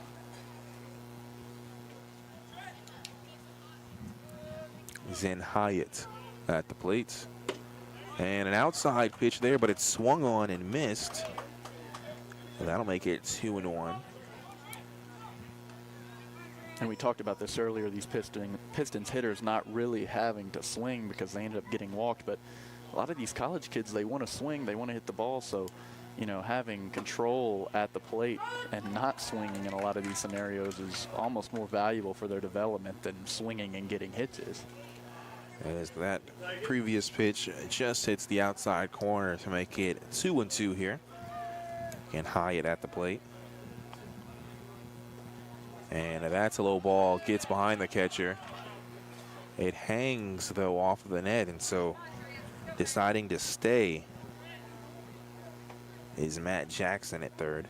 And that's the second time we've seen a runner decide to stay after a wild pitch. And at this point, I think it's just because why risk getting out at home whenever it's more than likely at least one more guy is going to get walked and you're just going to be able to stroll right in anyway. So full count here. The pitch is hit towards right field, and it will be a ground rule double there as runs will advance. Yeah, and that ball was absolutely pummeled. If it had more height on it, it would have definitely gone over the fence, but was hit very well, struck straight over the right fielder Estrada's head and bounces over the fence, but very, very, very well hit ball. And so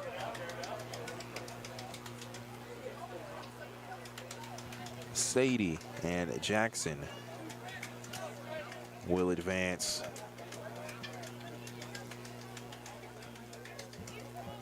to home, and Boyd will advance to third, while Hyatt, after his double, is at second.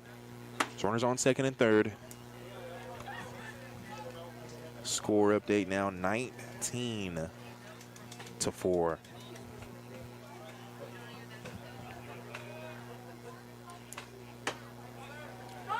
And you have to assume what happened there is Youngberg is seeing a full count in that last at bat and throws a ball probably right down the middle, just hoping to get a strike, and probably dropped it right in the sweet spot for that batter.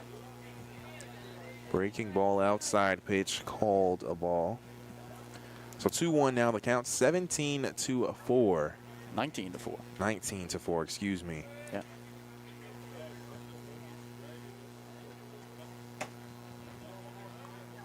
Another outside pitch makes it 3-1. Again, earlier you mentioned that just earlier this inning, I believe, the controversy where the Hoppers thought it was a strikeout, only to be called back, ended up causing a discussion between the home plate umpires. That's a swing and a miss. The home plate umpire and Coach Mike Albin, which got him ejected for the night. So the Hoppers have been playing without their interim head coach for the majority of this ball game. Yeah, and I mean, in a situation like that, especially in an inning where it got pretty out of control, the coach arguing with the umpire is probably actually a positive. You know, seeing some energy from your head coach to get the team into the game is not a bad thing, especially when you're bleeding like they were in that third inning. I agree. That is a walk there, which advances Barnhart as he was batting. And so now Jordan Miller will be up to bat. He started this sixth inning, so another full rotation here for the Pistons with no outs here. So full rotation with no outs as well. Bases loaded. A high pitch there. Not too high, just a little too high there was called a ball. Yeah, I will say that a lot of these pitches from all the pitchers tonight have been very close to being strikes and get called balls.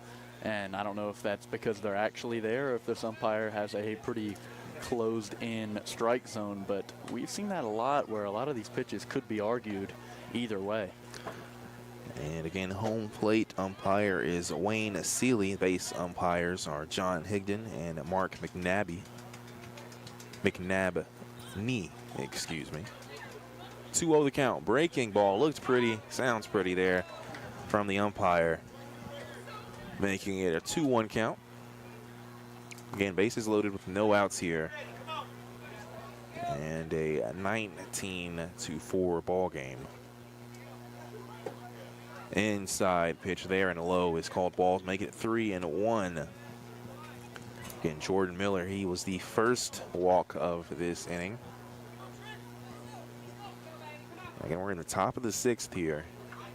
19-4 ball game. This pitch is right near the rib cage of Miller as he is hit by pitch, and that's actually the 3rd hit by pitch of this inning.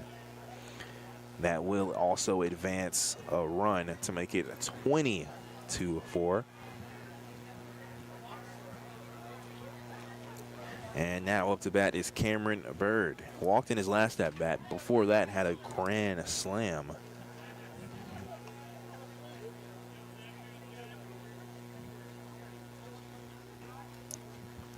So bases loaded again. Still no outs. Inside pitch. As once again the ball gets loose and Fernandez can kind of walk to it because, like you mentioned, no point in trying to advance the home when things have been going the way that it has. Yeah, I mean, especially with 0 outs on the board. I mean, I don't think this Pistons team is too worried about this inning being finished. But, you know, 20-4, you don't have to worry about sending guys home. And that's an inside pitch, too. It was very close to hitting Bird. That's called a ball.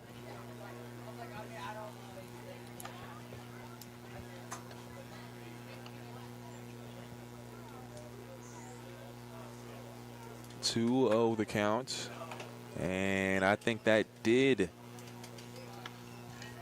hit Bird there. It was close. Unless they're saying it went off the butt of the bat. I believe that's what the umpire said. So that makes it 2-1. Very, very close there. That's a low ball to make it 3-1. That strike there was very close after hitting the bat. It was a few centimeters away from advancing another run. Again, 20-4 here with no outs. Bases loaded. The 3-1 pitch is hit up high, and I think that'll be towards the dugouts of the Pistons, and it is. As if you didn't hear, hit the roof of it. That makes the count full, though. So a chance here for Youngberg to retire the first batter for the inning. Again, 20-4 here.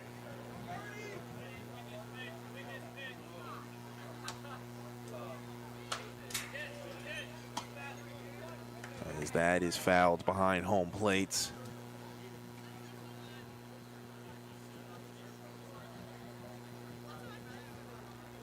Again, shout out Mr. Nixon, the ball boy for the Hoppers. Doing just as much work as anybody tonight. Full count still the pitch. That is in the dirt, which advances another run for the Pistons. And at this point, you have to wonder, as there's going to be a meeting at the mound, but at this point you have to wonder if they just need to tell the pitchers to throw it down the middle and hope that balls get hit and caught, because strikeouts don't look like much of an option at this point in the game. Their best bet might be letting the other team get some contact and some outs. And so Youngberg will come out, and I think that's Cannon Anthony for the Hoppers.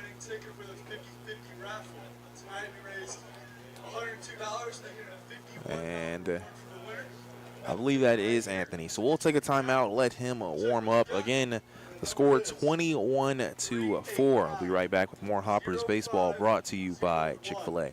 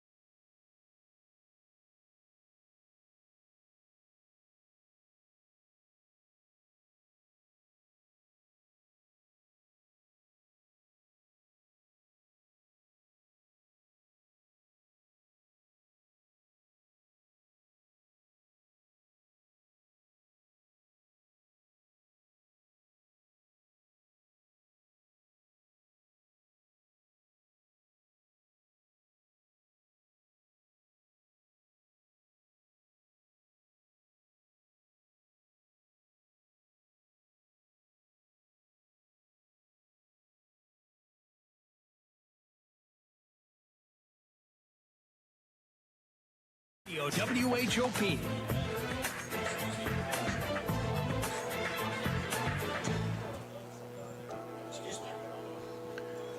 And now pitching for the Hoppers, it is Cannon Anthony. And Hoppers will need him to pull out the cannon for this sixth inning. As 21-4 is your score. Again, we may find out here, as we mentioned during the break, that this could be a seventh inning matchup, as last year they did it to where if you were above 10 runs towards the seventh, that it would be a called game. Yeah, and I'm not 100% sure if they're doing it the same way this year. Nobody's told me, but I remember last year being told it was 15 after 3, 10 after 7. So assuming that the OVL has the same rules as far as mercy rule is concerned, we are being threatened with a 7-inning game here. And so 8 runs have scored, no outs still in this inning, and the bases are loaded. And Cannon Anthony pitched on Sunday night, the Hoppers' last game. I believe only 1 inning, but he pitched pretty well. And then they took him out. Obviously, he's pitched quite a bit already this season, so he's pitching in spurts and not long periods. But they're just hoping he can get us out of that inning, out of this inning at this point. And so now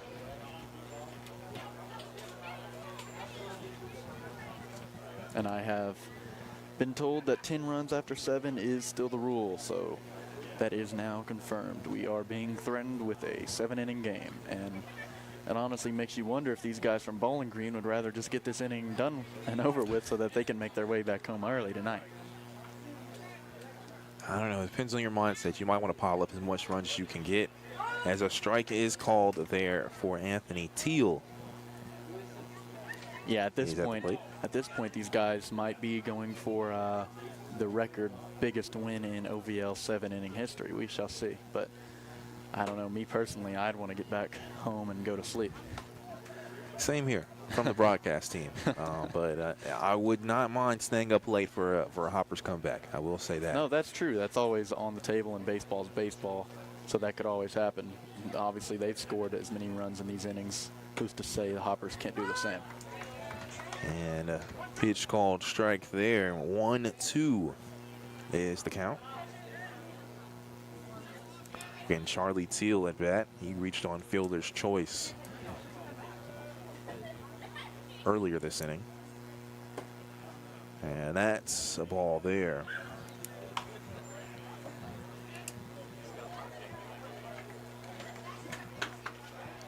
So 2-2 the count. And this is the 7th pitcher for the Hoppers this game. And that is a strike there, as Charlie Teal will strike out looking for the first out of this 6th inning. Now Jacoby Radcliffe. He scored earlier this inning, was hit by a pitch. He's actually been hit by a pitch twice in this ball game, so might have some bruises to show after this one. Yeah, I was just about to say he might be holding a grudge towards the Hoppers pitchers, but you can't really hold a grudge towards people who have given up this many runs to you tonight. So you'll take those hit by pitches whenever there's a big 2-1 on the board for your team. And it was a different pitcher each time. You talk about how many pitchers Hoppers have run through. So 0-1 the count here with 1 out. A swing and a miss there. As Radcliffe did swing out looking in the 4th inning, trying not to do that here. Again, 21-4, 1 out, bases loaded. The 0-2 pitch is swung on and missed there. Back-to-back strikeouts here for Cannon Anthony. Now up to bat, Matt Jackson. He had a base hit earlier this inning. But again, when we talk about these guys who are pitching inconsistency, which we've seen from the Hoppers, Anthony pitched that first game against the Pistons and didn't do very well, but ever since then he's been really good. And so that just shows you one player already who has started to find his rhythm this season, and you just can hope that for the Hoppers more and more guys will begin to do that. As you say that, a strike was thrown there from Anthony. Throwing to Matt Jackson. That is outside there. And then the other guy, the other reliever who's been really solid so far this year has been Jacob Dilday, who's currently in Florida. We wish him a solid vacation this week, but he's a guy who played at these fields for years and played for the Hoppers last year and probably felt comfortable. So, again, a lot of this is just time with these guys. Fly ball towards right field. It's tracked down, and it's caught there, as that will do it. And Estrada chucks that ball towards home plate. I think he still thought there was only one out on the board. And so checking here,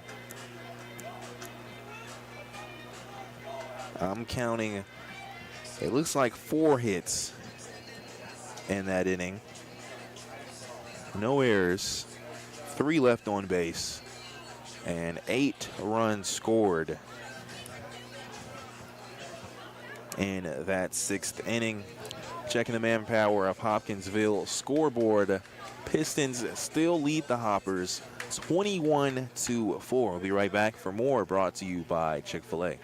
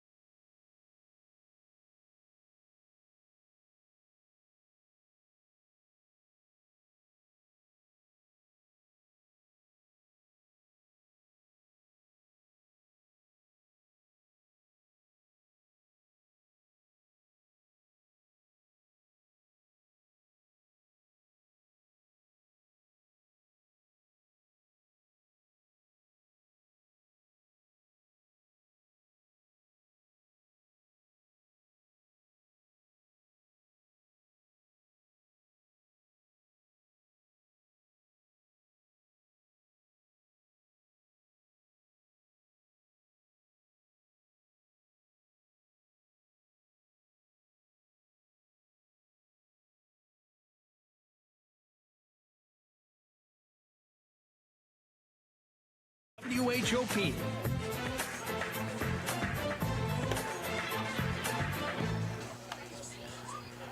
And welcome back here. 21-4 is your score here as we are about to start the bottom of the 6th inning. And up to bat first, it'll be Carter Hood for the Hoppers, as he reached on fielder's choice into that 4th inning, and actually also was one of those runs scored in that 4th inning as well. The first pitch is called a strike as well. And again, for a majority of this ball game, it was Kelsey White pitching, as Edwin De La Cruz is now on the mound for the Pistons. And Edwin De La Cruz, just an absolutely fantastic pitcher name, by the way. As tracking down as a short baseman, it's thrown, and that is an out there. As it was Teal trying to go for it at first, and I believe Boyd kind of waved him away and said, "I got it." And so that's the first out. And now Chase Cummings, he had a base hit in his last at-bat. Again, a new player for the Hoppers. A good sign as well. He has been rumored to be a good hitter and proved it in that last inning. So 1 out. First pitch, it goes towards right field, winds a bit, but it is a fly ball. First pitch swing goes towards right field, and that's the 2nd out. Barnhart with the catch there. And you can't take a lot from a game like this, but just from Cummings' first few at-bats, it seems like he has already presented himself as one of the better hitters on this team, at least as far as power is concerned. We don't see a lot of balls get into the outfield from this Hoppers team so far this season, but most of his have already ended up out there, whether they've been caught or not.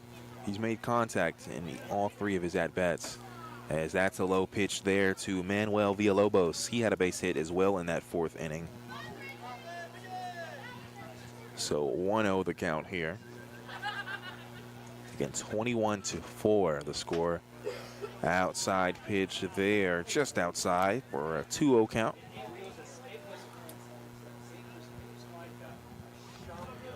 And there are 2 outs as well for the Hoppers right now. That is a strike there.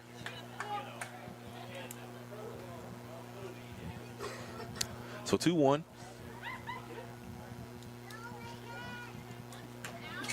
That pitch is fouled off the bat behind home plate to even the count at 2 apiece.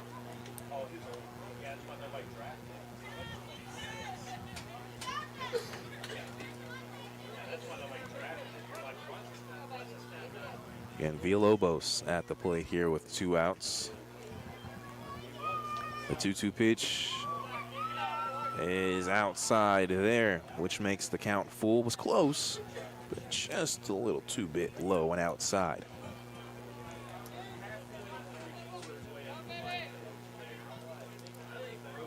So full count here, 2 outs. The pitch is swung on and missed. And that makes it 3 up and 3 down. Villalobos strikes out there from De La Cruz. And the inning, no hits, no errors, none left on base, and no runs scored. We head to the top of the 7th inning. Checking the manpower of Hopkinsville scoreboard, 21-4. We'll be back with 7th inning action here, brought to you by Chick-fil-A.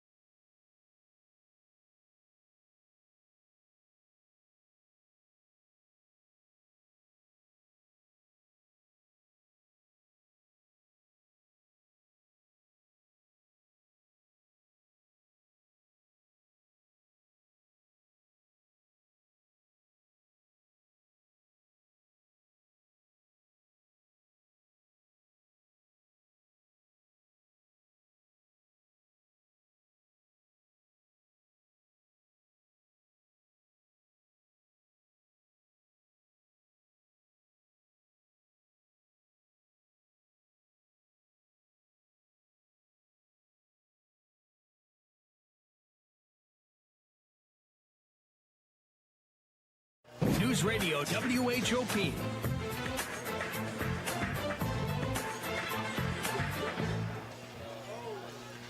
Welcome back. 21-4 is the score right now. It's the top of the 7th is set to start. Cannon Anthony checked in at last inning. He's on the mound for the Hoppers and had 2 strikeouts as well.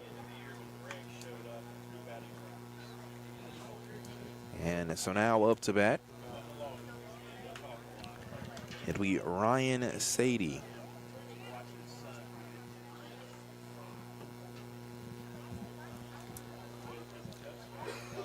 As in that 6th inning, there were multiple batters that got to go twice.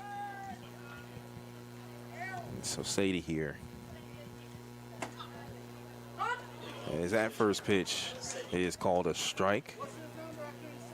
He had a base hit. And I don't believe this batter has a number on the back of his shirt. I think he's just wearing an orange shirt. It's a good point here. It's 1-1. I'm gonna have to talk to you about that one, Ethan. Now I don't know if I'm colorblind or not, but you said orange shirt. Is that orange or is that red? I see bad right. colors. Okay. Earlier it looked more red, but now under the lights I think it looks more orange. But again, either way, there's not a number on the back of that shirt. I'm not sure if that's allowed or not, but I guess so. As he gets the single. I was just saying, no numbers on the jersey, but you can give him 1 on the base there as he gets that base hit. So Sadie, first batter here in the 7th inning. And I didn't notice that earlier in the game. I did so my assumption is that his number on these shirts, which now seem to be ironed on, has fallen off at some point in this game. It's a good point, because I think he did have it earlier. He wears number 1. As that is a high pitch there for a ball. So 1-0 here. Runner on first, no outs. Ty Boyd at the plate. That pitch called the ball. So that makes it 2-0. And checking some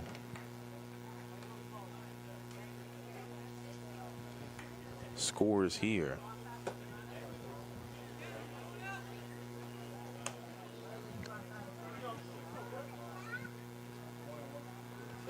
As that's a ball there, so 3-0 is your count. And you can assume here, no matter what happens, Cannon Anthony is going to play out this inning. You don't want to, even if this game wasn't in mercy rule territory, you don't want to waste another arm whenever the score is as bad as it is. So, you know, they could score another 10 runs here. You'll see Cannon Anthony on the mound. And full count Rhythm currently beating the Fulton Railroaders as Boyd is walked there. 7-1 is the score to that game. Rhythm beating the Railroaders, so a good sign for tomorrow as the Hoppers, of course, have already beaten the Rhythm for their only win of the season, and the Railroaders come into town tomorrow. Yeah, and this season has been a little odd compared to last year with the Hoppers and the Rhythm getting, and the Flash, Henderson Flash, all getting started slowly. Those were the top 3 teams, I believe, as far as wins were concerned last year. All 3 teams starting in the negative this year. Whereas teams like Paducah Chiefs, who I think had the 2nd worst record in the league, unless they played yesterday and lost, I think they're undefeated. They are undefeated at 4-0, and I was trying to find a score for them against the Clarksville Whirlybirds, and nothing was posted as far as the score at all. So I'm not sure if that game was rescheduled or what. We'll have that tomorrow. You can check the morning sports on WHOP.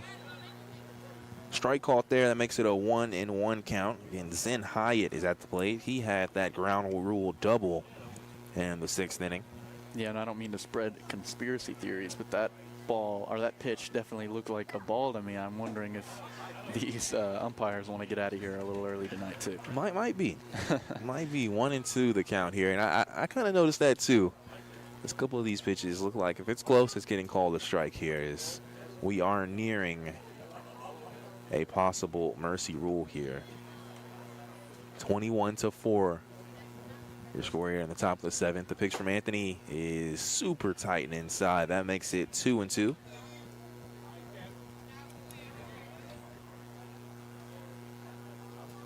Runners on first and second.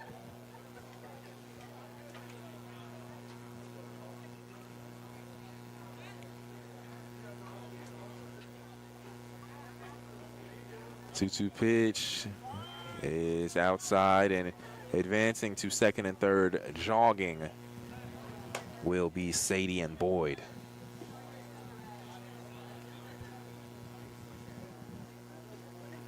Yeah, and they were clearly told they probably shouldn't run on wild pitches there, because that ball, in any other scenario, you're running immediately, and Sadie watched for quite a while before deciding to make his way to third.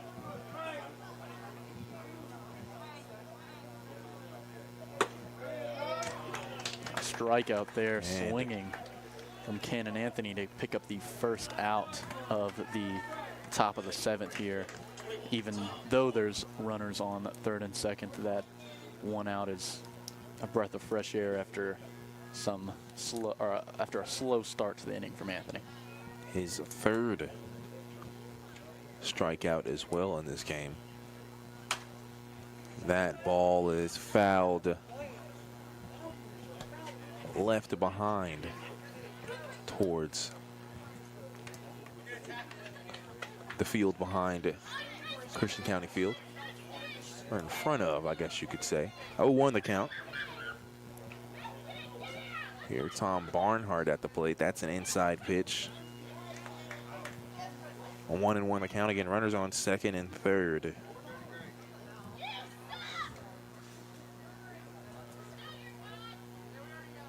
One ball, one strike, one out here. That's a strike there. Fairly quiet ballpark here on the 21-4 score, but Anthony giving some things to be positive about. He's throwing a lot of strikes here. Yeah, and like I said earlier, fans or at least a couple fans left in that 3rd inning, that rough 12-run inning from the Pistons, but now the bleachers are looking pretty thin, and it makes sense why, as the score's at 21-4. Yeah, and you talk about a weekday too. That's definitely a factor as well. Runners on second and third. The 1-2 pitch, here it is. It is fouled right in front of me. Of course, it hits the screen behind home plate. I don't think you flinched as much on that one as I as didn't. you were I'm last starting week. to get a little more comfortable knowing that that ball won't hit me now. Finally trusting it. Yes, sir. Now, there are some other ballparks, though. I know called the game at Hopkinsville. That was an area where you're kind of outside, so you have to kind of look around. But 1-2 still the count here. The pitch. Breaking ball, and ooh-wee, it looks a little close, just a bit high. That evens the count at 2-2. Again, Barnhart is at the plate. And he has been walked 4 times in this ball game. Grounded out to third, the other. And another ball there makes it a full count with 1 out. And runners on second and third. Again, Cannon Anthony on the mound. He's thrown around 30 pitches.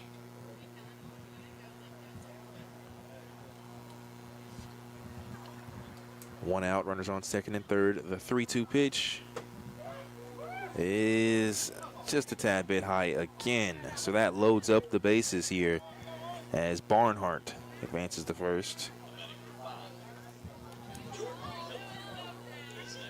Yeah, scratch what I said about a couple of these close balls getting called strike. I would personally say that those last 2 pitches were considerably closer than that one that got called a strike earlier that I mentioned that with. So maybe that one was just a fluke. I would agree.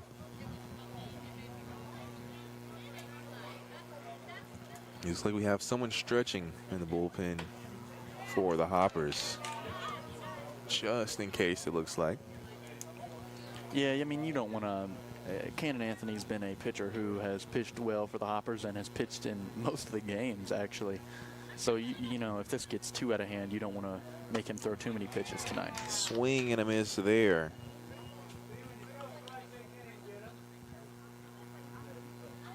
As the count now 0-2 for Jordan Miller with 1 out and the bases loaded.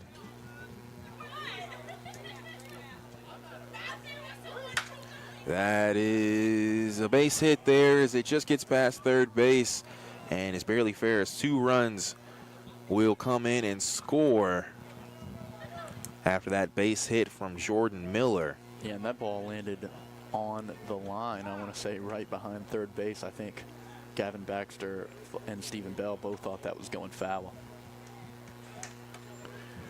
And so now Barnhart will be at second, Miller at first. Time is called. Anthony will face another batter, Cameron Bird. Again, can't say his name without mentioning the grand slam from earlier in this ball game that really just capped off a big run in that 3rd inning. You mentioned that 12-run 3rd inning as Bird swings and misses there. And runners on first and second, 1 out here. 23-4 the score here. Almost doesn't sound real when you say it. It's just that big of a difference. And that pitch is hit towards center field. It's high. It's more towards right center. It will drop. And it looks like it'll bring in 1 run. And coming towards home, it's caught. Oh, no, it's not caught. It goes past Fernandez. So 2 runs come in and score there. And it's a double there for Cameron Bird.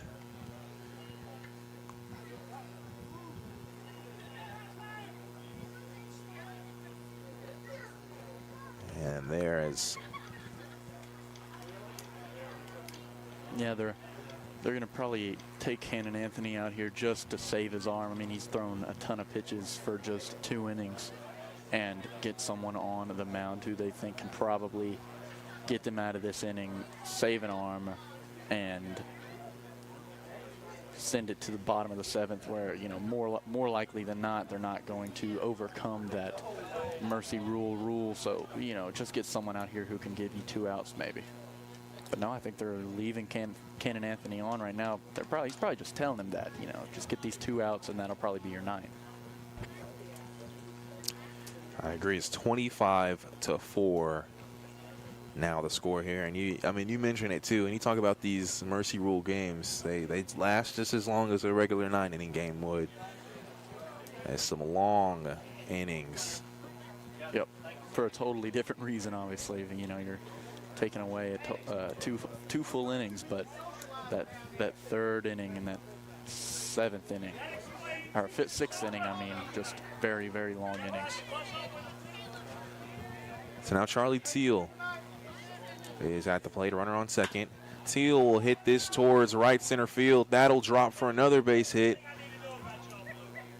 And I think out of respect, maybe it was a little close, but they're going to keep Bird at third there after that base hit. Yeah, and something I said earlier was, maybe you want to almost throw it in a way where these guys will hit the ball and you can catch it, and that might be a better, safer option than looking for strikeouts, because the Hoppers haven't done a great job of getting those strikeouts tonight. But all of these hits are landing in desolate areas of the field. As we have some excitement here for some foul balls. About as much excitement as we've seen for tonight in this tough game for the Hoppers. 25-4. And your score here. It's an 0-1 count.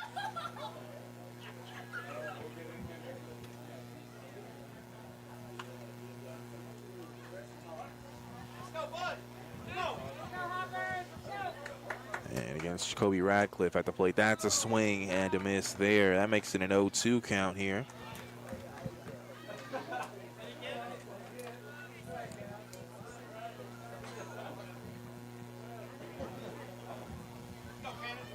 The 0-2 pitch is swung on, or tipped off of the bat.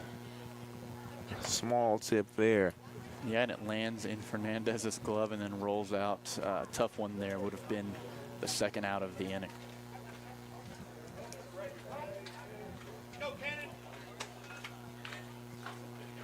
So one out here, runner on first, 0-2 count, 25-4 ball game here in the top of the seventh. Breaking ball is hit towards second. It can set up a double play. They'll tag second, throw towards first. It's high, and it's over, or excuse me, too high, as Villalobos jumps off of the base. A run does come and score as Bird will come in for the 26th run. Yeah, and those plays are always hard to make. Keebler just stepping on the bag there instead of throwing it to Hood, but having to jump over the sliding base runner and make the throw, which obviously is an obstacle that you don't want to have when trying to go for a double play. First pitch called a strike. That makes it an 0-1 count. Second pitch, breaking ball outside, makes it 0-2 with the strike call. And just a runner on first. And Jackson, the 0-2 pitch is swung on and missed there, which leads to the third out of the inning. And in this inning, it was 4 base hits, 5 runs scored, no errors, and 1 left on base. We head to the 7th inning stretch, and it's brought to you by Chick-fil-A. Visit them today on Fort Campbell Boulevard and download the Chick-fil-A app for more online ordering. We'll take a timeout, head to the bottom of the 7th. You're listening to Hoppers Baseball, brought to you by Chick-fil-A.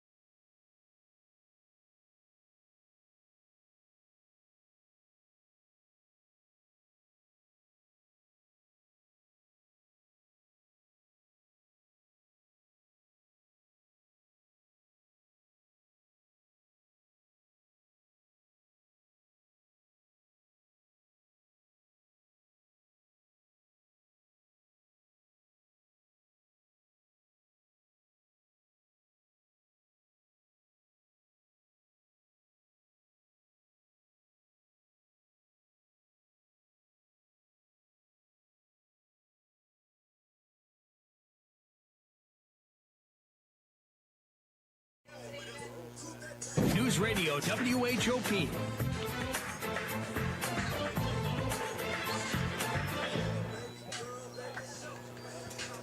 It's the bottom of the 7th inning here, and batting is Stephen Bell,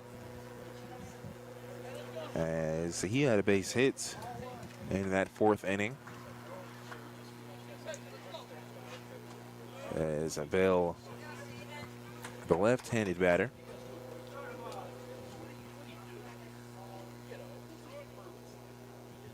And De La Cruz on the mound. Taking his time here, trying to find the right pitch. Here it is, and it's outside near the dirt for a 1-0 count. And 26-4 is the score here. The Hoppers facing their largest deficit of the season. As another outside pitch there. And there's Hoppers historians around here somewhere. I'd be curious to see where this ranks as far as deficits in the 10-11 years of the Hoppers is concerned. As it looks like a possible base hit here, and it is towards left center field. Fielded there by Radcliffe. But nice hit there from Stephen Bell. That's back-to-back base hits for him. He's 2 for 3 now on the ball game. And, you know, definitely in the office tomorrow, Ted Yachek, he'll be one to talk to, as I think he might have the archives. So yeah, he definitely does. He can probably tell you what the biggest differential in runs is in Hopper's history. There's only been 11 years of the team, so I'm sure it won't be as hard to find, especially for some of these guys that have been locked in for all of those seasons. First pitch for Sam Perkins is called a strike. Second pitch is a foul ball.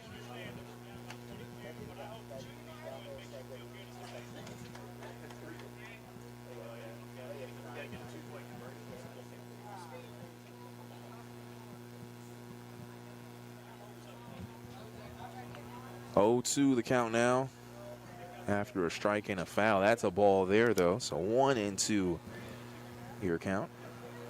And I will say, most Hoppers fans not here now left earlier in the game just because of the score differential. I can't blame them. But the ones that are here are still letting this home umpire hear it for that 3rd inning call that kind of set this whole thing in motion, which I do find a little comedic considering the circumstances. I don't think chirping the umpire down 26-4 is going to accomplish much. I agree. Now, another thing to talk about, I mean, you used the words Hoppers faithful. I mean, a 22-run deficit, and you still have fans here in the stands on a weekday, you know, or weeknight, should you say, 9/19. I mean, at the end of the day, people love the Hoppers and people love baseball. So as long as the Hoppers are on the field, they're going to be out here. There's a strike out there for Sam Perkins, the first out.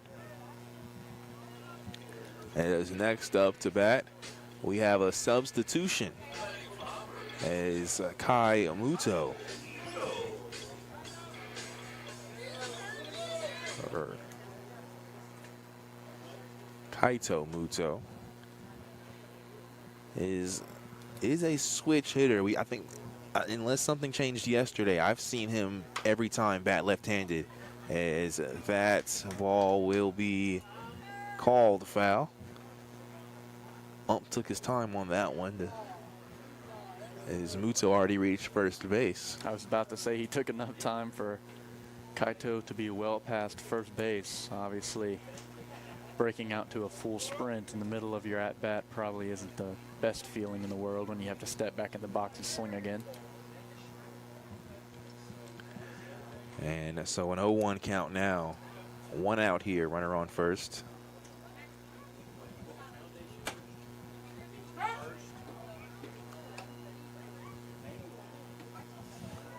Oh, 2. Here count now with a 1 out. And Stephen Bell on first to base.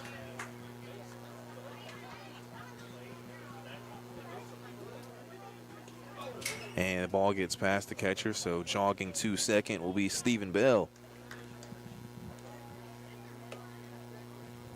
So now a runner on second here with 1 out. here, the Hoppers here, chance to make this a score look not as bad as it already is. And 26-4. The pitch is low there. Makes it 2-2.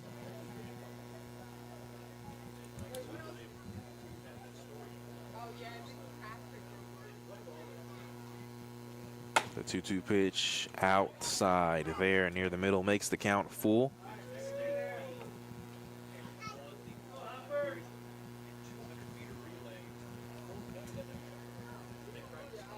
And a swing and a miss there for Muto, which makes it back-to-back strikeouts here in the second out. Now Gavin Baxter. This is his fourth at-bat. He'd be the only batter in this game if he's out here to bat 4 times. So far, he's the only one. Runner on second. Again, at 2 outs here. The pitch fouled off behind home plate. He also had that fly out, I believe, in his first at-bat that was caught at the warning track, probably the deepest hit we've seen, or struck ball we've seen from the Hoppers this season, at least at Colonel Field. Another foul there. That one almost, I wouldn't say almost, it was a little close to hitting Robert Estrada there. As I say that, it might be a sub there for Robert Estrada. Not sure if that's him. In a game like this, 26-4, keeping the dugout on their toes isn't a bad idea. So 0-2 the count now for Baxter. Inside there. 1-2 the count. Again, this could be the final out for the Hoppers, facing a mercy rule here, 26-4. The pitch. Another foul ball there.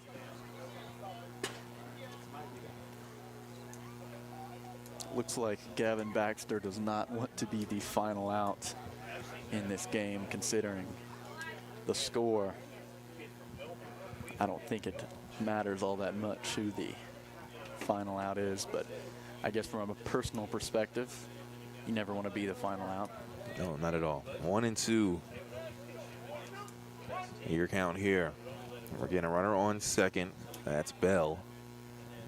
And Baxter facing the 1-2 count. The pitch from De La Cruz hits the dirt, which evens the count at 2-2.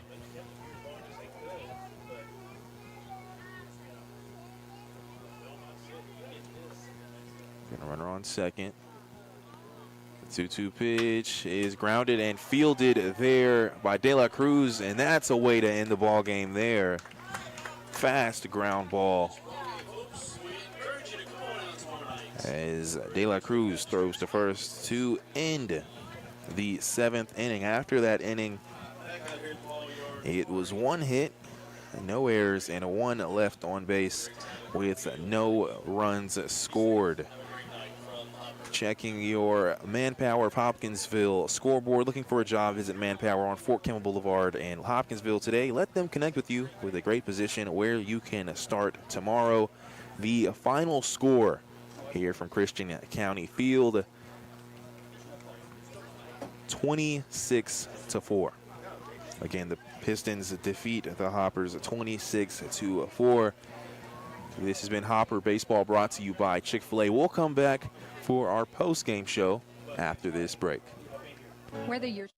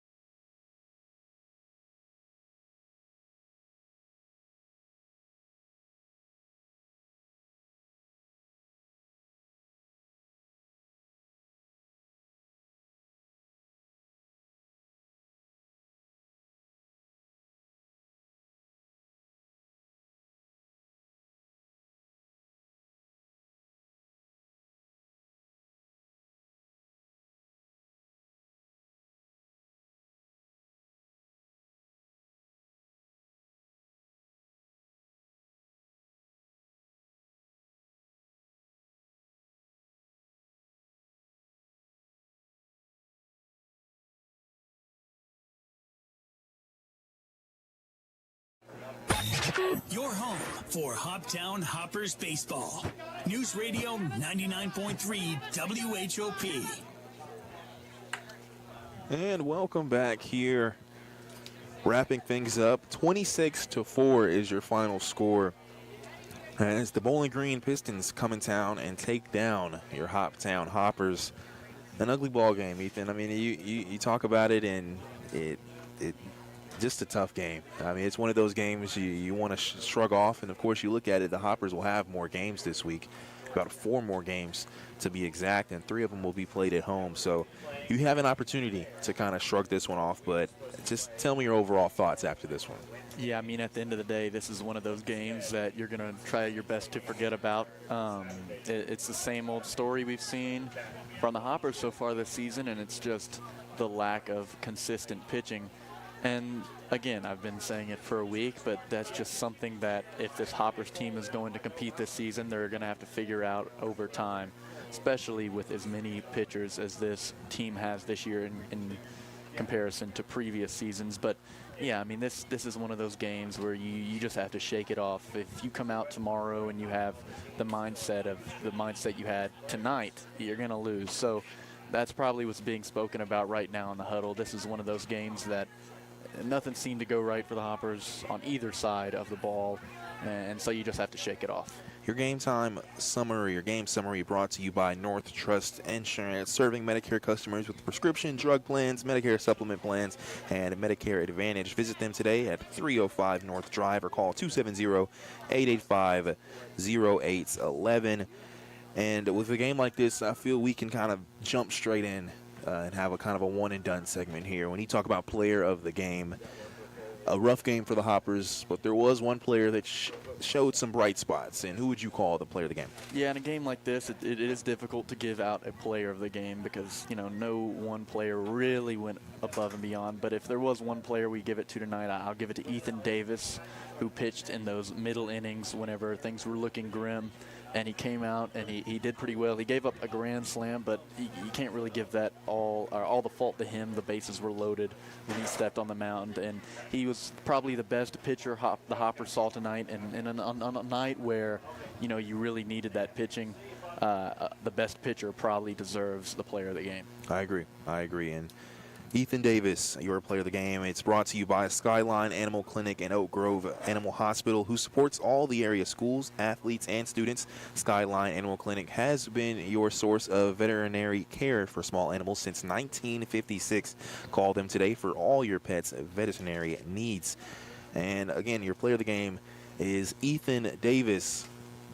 And tomorrow, the Hoppers will be in action as they will take on the Fulton Railroaders. I know you mentioned that being kind of a rivalry game for the Hoppers.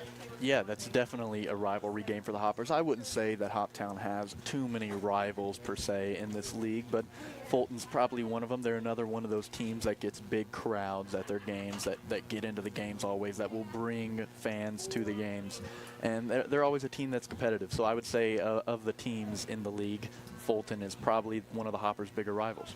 Again, too, in Fulton, it'll be kind of back-to-back games. Is Thursday, if you're looking at that schedule or thinking about coming out, it will not be happening. It was against the Owensboro River Dogs, as their team has been disbanded. So it'll be Fulton on Wednesday and Fulton again on Friday, as the Louisville will come into town on Saturday. That'll be the 3 rest of the home games for the Hoppers this week. And again, tomorrow's game will be at 6:30. We'll have the pregame show at 6:15 on News Radio 99.3 FM, 12:30 a.m. WHOP, and as well on YouTube on Hoppers TV, or Hoptown Hoppers TV. Yep. That'll be the account you can see that on, and I believe the Facebook link will also be posted as well. It'll be posted on Facebook.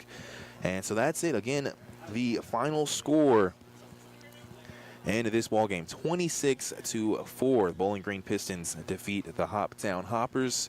Again, come back tomorrow at 6:15. We'll have that pregame show against the Fulton Railroaders. For Ethan Alexander, this is Jamar Perkins saying so long. I want to remind you, as always, to call your loved ones and tell them go Hoppers.